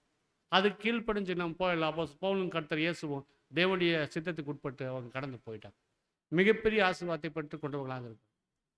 இது இல்லை என்று சொன்னால் கூட தேவனுடைய பிள்ளைகள் என்பது சாட்சி கொடுக்கக்கூடியதாக நம்முடைய வாழ்க்கையும் இதை ஒப்பிட்டு பார்க்கலாம் சகோதரர் சொல்லலாம். அதுக்கப்புறம் ஜெபத்திற்கு 2வது ஒரு பதில். என்ன பதிலுங்க அது? ஆம், இப்போ பார்க்க வேண்டாம். ஆம் வந்துட்டு அது ரொம்ப சந்தோஷம், முடிஞ்சிடும். இப்போது இல்லை அப்படிங்கிற பதிலை நாம் பார்க்கலாம். இப்போது இல்லை என்று சொல்கிற பதில் வந்துச்சுன்னா நாம் ஒரு வேண்டுதல் செய்கிறோம் ஜெபத்தில். இப்போ ரெண்டாவது ஒரு பதில் கிடைக்குது, இப்போது இல்லை அப்படின்னு என்ன அர்த்தம்னா வெயிட், காத்திருப்பா. இந்த அனுபவம் சீசர்களுக்கு எங்கே வந்துச்சு? சீசர்களுக்கு இந்த காத்திருக்கக்கூடிய ஒரு அனுபவம் வந்துச்சு. கர்த்தர் இயேசு மரித்து உயிர்த்தெழுந்து பரமேறி போகும்போது என்ன சொன்னார்? என்ன சொன்னார்? நீங்கள் போயிட்டு எங்கேயும் போயிடாதீங்க, தேவனிடத்தின் பரிசுத்த அவர்கள் நீங்கள் எருசலேமே தங்கிடுங்க, காத்திருங்கன்றார். வெயிட் பண்ணுங்கன்னு போயிட்டார். இந்த 10 நாள் அவங்களுக்கு எப்படி இருந்திருக்கு? எப்படி இருந்திருக்கு? அநேகமான கேள்விகள் உள்ள வந்துட்டே இருக்கும். வந்தார், வாழ்ந்தார், கூடயே இருந்தார், ராஜ்யம் கொடுப்பனாரு, சிலுவையில் மறிச்சாரு, பரல உயிர் தெழுந்தார், சந்தோஷம் முடிஞ்சார், மறுபடியும் விட்டுட்டு போயிட்டாரு. இப்போ எருசலேமில் காத்திருக்க சொல்கிறார். அந்த வார்த்தை கீழ்பட்டு காத்திருக்கிறாங்க. ஏன்? தேவன் சொல்லிட்டு, கர்த்தர் சொல்லிட்டாரு, நீங்கள் எருசலேமில் தங்கிடுங்கள் பரிசுத்தவர்னு சொல்லிட்டு போயிட்டார். இப்போ இந்த காத்திருக்கிற காலம் எப்படி? இந்த காத்திருக்கிறது என்பது ஒரு காரியத்துக்காக நம்ம வேண்டுதல் பண்ணிட்டு அந்த காரியங்களுக்கு காத்திருக்க பாருங்க. அந்த காத்திருக்கிறது ரொம்ப கஷ்டங்க. அப்போ என்ன பண்ணுவோம்? பொறுமை இழந்து போக கூட என்ன இருக்குது? வாய்ப்பு இருக்கா இல்லைங்களா? காத்திருக்கிறது என்பது பொறுமை இழந்து போட கூட வாய்ப்பு இருக்கு. ஆனால் இந்த காத்திருந்தோம்னா அதற்கேற்ற பலனை அங்கே தேவன் கொடுப்பார் என்பதை நாம் பார்க்கணும். ஏன் இந்த காத்திருக்குதல் தேவன் கொடுக்குறார்? ஏன் 10 நாள்? ஏன் அவர் பரலோகம் ஏறணும்னு பரிசுத்தை கொடுத்துருக்கணும்? ஏன் காத்திருக்க சொன்னார் எருசலேமிலே? இன்னுமாக இவங்களுடைய விசுவாசத்தை வர்த்திக்க பண்ணுவதற்காக அவர் காத்திருந்தார். அப்போ காத்திருக்கிற காலம் எதுக்குன்னா, நம்முடைய விசுவாசம் இன்னும் அதிகப்படுவதற்கென்று இந்த காத்திருக்கிறது காலத்தை அவர் என்ன பண்ணியிருக்காருன்னா கொடுத்திருக்கார் என்பதை நாம் பார்க்கணும் சகோதர சகோதரர். அப்போ நம்ம கூட நீ காத்திருக்கிறோம். நம்ம எதுக்கெல்லாம் காத்திருக்கிறோம்? நம்முடைய மீட்புக்காக காத்து கொண்டிருக்கிறோம். தேவனுடைய ராஜ்யம் முழுமையாக ஸ்தாபிப்பதற்காக பார்த்து கொண்டிருக்கிறோம். இன்னும் நம்முடைய ஜெபங்களில் அநேக வேண்டுதலுக்கு இன்னும் என்ன ஆகலை, நாள் தள்ளிகிட்டே போயிட்டு இருக்குது, ஏற்ற பதில் வரல அப்படின்னா இப்போது இல்லைங்கிற மாதிரி தெரியுது. அப்படின்னா என்ன அர்த்தம்? இதெல்லாம் வந்துச்சுன்னா ஏற்ற காலத்தில் நமக்கு பதில் வரும் என்று அதிகமான விசுவாசத்தை வளர்த்து கொள்வதற்காக பாருங்கள். நம்ம கேட்கிற காரியத்துக்கு தேவன் காத்திருக்க சொல்கிறாரு, உடனே பதில் சொல்ல அப்படின்னா என்ன அர்த்தம்னா, அப்போது அந்த ஒரு காரியத்தை கொடுத்தா அதனுடைய மகிமை நாம் உணர மாட்டோம், அதனுடைய வல்லமை நாம் புரிஞ்சு கொள்ள மாட்டோம். இன்னும் கொஞ்சம் நாள் கழிச்சு போனால், இன்னும் கொஞ்சம் மெச்சூரிட்டி, இன்னும் கொஞ்சம் விசுவாசத்தில் வளர்ந்ததுக்கு அப்புறம் அன்னைக்கு கேட்ட காரியத்துக்குன்னா பதில் இப்போ கிடைச்சதுன்னா, இந்த காத்திருக்கிற காலத்தில் போதுமான அனுபவங்களும் வளர்ச்சி அடைஞ்சதுக்கப்புறம் அந்த பதில் கிடைச்சதுன்னா அது அப்போ கிடைக்கிறதுக்கான இப்போ தான் அதனுடைய வேல்யூ நமக்கு தெரியும். அதனால தான் சொல்லுவார், கொஞ்சம் காலம் வெயிட் பண்ணுங்க. இன்றைக்கி ஒரு சின்ன குழந்தை நம்ம இடத்துல ஏதோ பொருள் கேட்டதுன்னா அது விலையுண்டு போனால் நம்ம என்ன பண்ண மாட்டாதையே, உடனே நீ இத்தனாவது தாண்டு அல்லது இந்த பரீட்சை பாஸ் பண்ணி வா, ஏதோ ஒன்று சில காலங்கள் என்ன பண்ணுறோம், காத்திருக்க வைக்கிறோமா இல்லைங்களா? அந்த காலங்கள் முழுக்க அது என்ன பண்ணும், நான் நல்லா படிக்கணுமா, படித்து நான் வாங்குறேன், நான் நல்லா சாப்பிடணுமா, நல்லா வளரணுமா, என்னுடைய திறமையை வளர்த்துக்கொள்ளணுமா, அதுக்காக அந்த பிள்ளை என்ன பண்ணும், அப்போவே வாங்கி கொடுத்தா அதை என்ன பண்ணுறது, அதனுடைய மகிமை அது தெரியாது, உடச்சி போட்டு போயிட்டே இருக்கு. ஆனால் அந்த மெச்சூரிட்டியான மைண்டு நிலைமைக்கு வந்ததுக்கப்புறம் அந்த தகப்பன் அந்த ஒரு பொருளை வாங்கி கொடுக்கும்போது அதனுடைய மதிப்பை உணர்ந்த குழந்தையாக அது இருக்கும். அது போல தான் தேவன் நம்மை காத்திருக்க சொல்கிறாருன்னா, நாம் கேட்கிற காரியத்துக்கு உண்டான பதில் உடனே கொடுப்பார், இல்லைன்னு சொல்ல கொடுப்பார். ஆனால் இப்போ இல்லை. ஏன்? காத்திருங்க. எதுக்கு அந்த வெயிட்டிங் பீரியடு? நம் விசுவாசத்தில் இன்னும் பலப்பட்டு ஒரு முதிர்ச்சி நிலைமைக்கு வரும்போது அந்த ஒரு ஆசீர்வாதத்தை கொடுத்தா அல்லது நாம் கேட்டதுக்கு உண்டான பலனை கொடுத்தா அது ரொம்ப விசேஷமானதாக நம்முடைய பார்வைக்கு தெரியும். அந்த நிலைமைக்கு வர வரைக்கும் தேவன் என்ன பண்ணுறாருன்னா நம்மை காத்திருக்க சொல்கிறார். அந்த பதில் வரும்போது, இந்த பதில் வந்தாலும் நாம் தேவனுடைய பிள்ளைகள். இப்போது இல்லை என்று சொன்னால் பரவாயில்ல, நீங்கள் காத்திருங்க. அந்த பதிலுக்காக நம்ம இன்னும் நம்ம தயார்படுத்தி கொள்ள வேண்டியது, இன்னும் வளர்த்தி கொள்ள வேண்டியது அவசியமாக இருக்குது என்பதை புரிந்து கொள்ளும். வெயிட்டிங் பீரியட் வந்துச்சுன்னா நீங்கள் அதற்காக ஜெபிங்க. தேவன் அதுக்கு பதில் கொடுப்பாரு. அந்த ஏற்ற காலத்துக்காக நீங்கள் பொறுமையோடு விசுவாசத்தில் நம்ம காத்திருக்கோம். விசுவாசத்தில் ஒருபோது என்ன பண்ணுங்க, தேவன் இப்போது இல்லைன்ட்டு தான், ஆனால் எப்போவாவது அவருடைய திட்டத்தின்படி ஏற்ற காலம் வரும்போது தருவான்ற விசுவாசத்தை வளர்த்தி கொள்ளணும். சரி, அடுத்தது 3வது பதில். நம்முடைய ஜெபத்திற்கு ஆம் என்ற பதில் வந்துச்சுன்னா இதை காட்டில் வேற சந்தோஷம் ஒன்றும் இல்லைங்க. ஒரு ஆவிக்குரிய உண்மையான விசுவாசிக்கு அவருடைய வேண்டுதலுக்கு உடனே பதில் கிடைச்சிருச்சுன்னா, ஆம் என்று வந்துச்சுன்னா அது ரொம்ப அருமையான ஒரு வாழ்க்கை, ரொம்ப ஒரு சந்தோஷமான மகிழ்ச்சி தரக்கூடிய விசுவாசமாக இருக்கும், காரியமாக இருக்கும். அப்படி உடனே பதில் கிடைச்சிருச்சுன்னா விசுவாசம் இன்னும் என்ன ஆகிடும், பாருங்க, இந்த 3 விஷயத்துலையும் விசுவாசம் வளரக்கூடிய ஒரு காரியமாக தான். அப்போ உடனே கிடைச்சாலும் அது ரொம்ப சந்தோஷமாக இருந்து நம்முடைய விசுவாசத்தை பிதாவிடத்தில் இன்னும் அதிகமாக அங்கே கொண்டு வரும், வளர்த்தி கொடுக்கும் என்பதை நாம் பார்க்கணும் சகோதரர். பாருங்க, இந்த காரியங்கள் எல்லாம் நம்முடைய பரமபிதாவாகிய தேவனிடத்திலிருந்து வருவதனால, இந்த 3 பதிலுமே தேவனிடத்தில் வர்றதுனால கண்டிப்பாக அவருடைய ஆவியின் மூலமாக நாம் புரிஞ்சு கொள்ளலாம். இந்த 3 பதிலும் இந்த ஜெபத்திற்கு, உங்களுடைய ஜெபத்திற்கு இந்த பதில்கள் உங்கள் இடத்துல வந்துச்சுன்னா, இல்லைன்னு வந்தாலும் நீங்கள் தேவனுடைய பிள்ளைகள் தான், இல்லை இப்போ இல்லைன்னு சொன்னாலும் நம் தேவனுடைய பிள்ளைகள் தான், உடனே கொடுத்தாலும் ரொம்ப சந்தோஷம், நம் தேவனுடைய பிள்ளைகள் தான். இவைகள் எல்லாமே நாம் தேவனுடைய பிள்ளைகள் என்பதை நிரூபிப்பதற்கு தேவன் கொடுக்கிற ஒரு பரிசுத்த ஆவியின் சாட்சியாக இருக்கிறதை நாம் பார்க்கணும் சகோதரர். இறுதியாக இன்னொரு சாட்சி பார்த்து முடிக்கலாம். கடைசியாக நாம் சத்தியத்தின் அறிவில் வளருவது கூட தேவனுடைய பிள்ளைகள் என்பதுக்கு சாட்சி. தேவன் உலகத்தில் இருக்கிற எல்லாத்தையும் கூப்பிட்டு இந்த மாபெரும் சத்தியத்தை கற்றுக் கொடுக்க மாட்டார். உலகத்தில் எத்தனை கோடி கிறிஸ்தவர்கள் இருக்கிறாங்க, அவங்களுக்கெல்லாம் தெரியும் அந்த சத்தியம். இன்னைக்கு நம்மளை தான் ஒரு சொற்ப ஜனங்களாக நம்மை தேர்ந்தெடுத்து அவருடைய பிள்ளைகளாக பாவித்து இந்த சத்தியத்தை கற்றுக் கொடுத்துருக்கார். இந்த வெளியேறப்பட்ட சத்தியம் தேவன் நம்முடைய கருத்தில் கொடுக்குறார். தேவனுடைய பிள்ளைகள் இல்லாதவர்களுக்கோ, தேவனுடைய அழைப்புக்குள்ள வராதவர்களுக்கோ இந்த சத்தியம் அது ஒருபோதும் அவங்க கைக்கு போய் சேராது. அப்படியே போனால் இங்கே வாங்கி இங்கே என்ன பண்ணிடுவாங்க. ஆனால் யார் இந்த சத்தியத்தை வாங்கி கொள்கிறாங்களோ, வாங்கி கொண்டு இந்த சத்தியத்தின் அறிவில் நாளாக நாளாக நாளாக வளர்ச்சி அடைகிறாங்களோ, நீங்கள் புரிஞ்சுக்குங்க, அவர்கள் தேவனுடைய பிள்ளைகள். நாம் முந்தின நிலைமை காட்டில் இப்போ சத்தியத்தில் எப்படி இருக்கிறோம்? சத்தியத்தின் அறிவில் ஆரம்பத்தில் வந்த நிலைமை காட்டிலும் இப்போது தேவன் ஒவ்வொரு நாளும் கொடுக்குற சத்தியத்தின் அறிவு மூலமாக நாம் வளர்ந்திருக்கிறோமா இல்லை என்பதை பரிசித்து பார்க்கணும். நமக்கு சத்தியம் எந்தெந்த வகையில் கிடைக்குது? தேவன் எத்தனையோ பேருக்கு மறைச்சிட்டு, ஞானமானங்களுக்கு, கல்வி மாணவங்களுக்கு மறைச்சிட்டு ஒரு என்ன சொல்ல பாலகராகிய நமக்கு தேவன் வெளிப்படுத்திக்கிறார். அப்போ இந்த சத்தியங்களை கற்றுக்கொண்டிருக்கிற நாம நம்மிடத்தில் இந்த சத்தியத்தின் அறிவின் வளர்ச்சி எந்த அளவுக்கு இருக்குதோ அவைகள் கூட நாம் தேவனுடைய பிள்ளைகளாக இருப்பதற்கு அது சாட்சிகளாக இருக்கும் என்பதை நாம் புரிந்து கொள்ளலாம். இது கூட ஒரு சாட்சியாக இருக்குது. இன்னொரு சாட்சியை சொல்லணும்னா நான் சுருக்கமாக சொல்லி முடிச்சிடுறேன். நாம் தேவனுடைய பிள்ளைகளாக இருக்கிறோம்னா நம்முடைய வாழ்க்கையில் நடக்கிற எல்லா சம்பவங்களுமே யாருடைய பார்வையில் நடக்கும்? யார் ஓவரோலிங் செய்கிறாங்க? எல்லா காரியங்களுமே நம்முடைய வாழ்க்கையில் நடக்கிற நன்மையான காரியங்களாகட்டும், தீமையான காரியங்களாலும், எதாகிட்டாலும் இவைகளை ஓவர்ரோலிங் பண்ணுறது யாருன்னா நம்முடைய பிதாவாகிய தேவன் தான். இது கூட ஒரு சாட்சி நமக்கு அனுமதிக்கிற. பாருங்க, வசனத்தில் வாசிக்கிறோம், அன்றியும் அவருடைய ரோமர் 8:28 அன்றியும் அவருடைய தீர்மானத்தின்படி அழைக்கப்பட்டவர்களாய் தேவனிடத்தில் அன்பு கூறவர்கள் சகலமும் நன்மைக்கு ஏதுவாக நடக்கிறது என்று அறிஞர். அப்போ நம்முடைய வாழ்க்கையில் அழைக்கப்பட்ட நிலைமையில் தேவனுடைய பிள்ளைகளாக நாம் இருக்கிறோம்னா நம்முடைய வாழ்க்கையில் நடக்கிறது எல்லாமே சகலமும் நன்மை. அது இன்பமானாலும், துன்பமானாலும், மகிழ்ச்சியானாலும், உபத்திரவமானாலும், இது எல்லாமே நம்முடைய நன்மைக்கென்று மாற்றக்கூடிய வல்லமை தேவன் எடுத்து. இதுதான் ஓவர்ரோலிங் பவர். அப்போ நம்முடைய வாழ்க்கையை மேற்பார்வையிட்டு நம்முடைய வாழ்க்கையில் நடக்கிற எல்லா காரியங்களும் நமக்கு நன்மையானதாக மாற்றக்கூடிய வல்லமை தேவன் எடுத்திருப்பதனால அப்போ நம்முடைய வாழ்க்கையில் நடக்கிற ஒவ்வொரு காரியங்களும் தேவனுடைய கரத்துக்குள்ளே நம்ம கீழ்ப்படைஞ்சிருக்கும். எனவே நன்மையாக தேவன் மாற்றுவார். இது கூட தேவனுடைய சாட்சி தான். நம்முடைய வாழ்க்கையில் இயல்பாக நடக்கக்கூடிய காரியங்கள் கடந்து போகும், இயல்புக்கு மாறாக சம்பவங்கள் நடக்கும், வாழ்க்கைக்கு எதிரான போராட்டங்கள் நடக்கும், அநேகர் முன்பாக நம்ம ஒதுக்கப்படுது. அந்த காரியங்கள் எல்லாம் எந்த காரியங்கள் நம்முடைய வாழ்க்கையான அனுமதிக்கப்பட்டாலும் இவைகளெல்லாம் ஓவர் ரூலிங் என்ன பண்ணுவோம்னா தேவன் பண்ணுவார். சகல காரியங்கள் நம்முடைய நன்மைக்கு எதுவாக தேவன் நடத்துகிறார். ஏன்னா தேவனிடத்தில் உண்மையாய் அன்பு கூறுவர்களுக்கு இவைகள் அவருடைய நோக்கத்துக்கு ஏற்றவாறு அங்கே அனுமதிக்கப்படும். அவர் மேலே யாரெல்லாம் அன்பு வச்சிருக்காங்களோ தேவனுடைய நோக்கத்துக்கு ஏற்றவாறு இவங்களுடைய வாழ்க்கையில் சில காரியங்கள் அனுமதிக்கப்படும் என்பதை பார்க்கும். அப்போ அந்த காரியங்கள் வந்துட்டாலோ இவைகளும் தேவனுடைய பிள்ளைகளாக நாம் இருக்கிறோம் என்பதுக்கு சாட்சி கொடுக்கும்.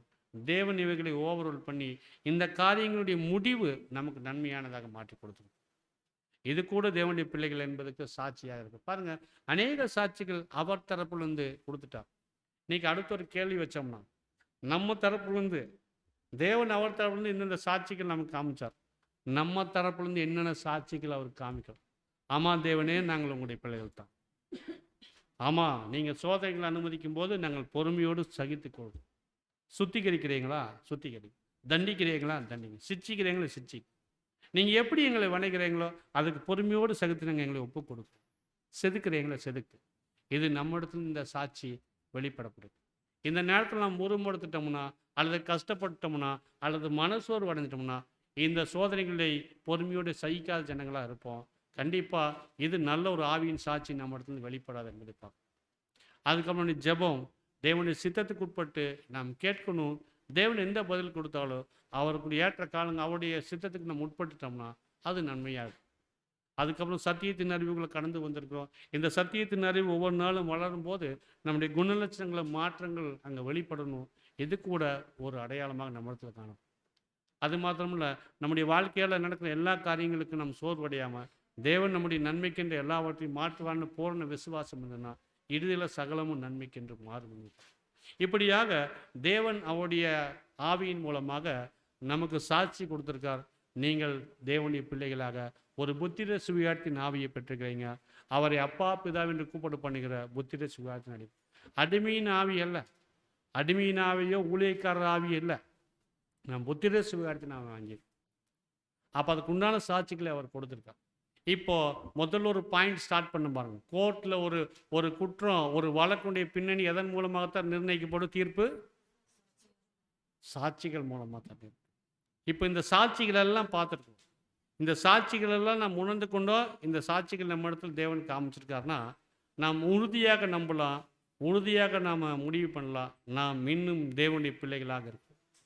புத்திர சுவிகாரத்தின் ஆவியை பெற்றுக்கொண்டு தேவனுடைய ஜனங்களாக இருக்கிறோம் என்ற ஒரு உறுதியான நம்பிக்கை நாம் இன்னுமாக எடுக்கலாம் சகோதர சகோதரி.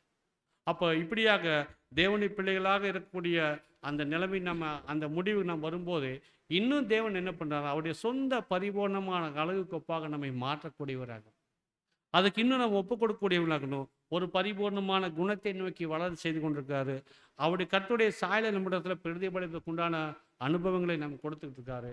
அப்போ இவைகளை புரிந்து கொண்டு சகோதர சகோதரிலே நாம் இவைகளுக்கு ஒப்பு கொடுக்கும்போது, தேவனுடைய பிள்ளைகள் என்று விசுவாசத்தை இவைகளுக்கு ஒப்பு கொடுக்கும்போது நாம் கர்த்தருடைய சாயலை பெற்றுக்கொள்வோம். இப்போது இப்படி இருக்கிறோம், இனிமேல் எப்படி இருப்போம் என்று தெரியாது. கடைசி வசனம் வாசித்து நம்ம முடிக்கலாம். 2 கொரிந்தியர் 3:18 வசனம்.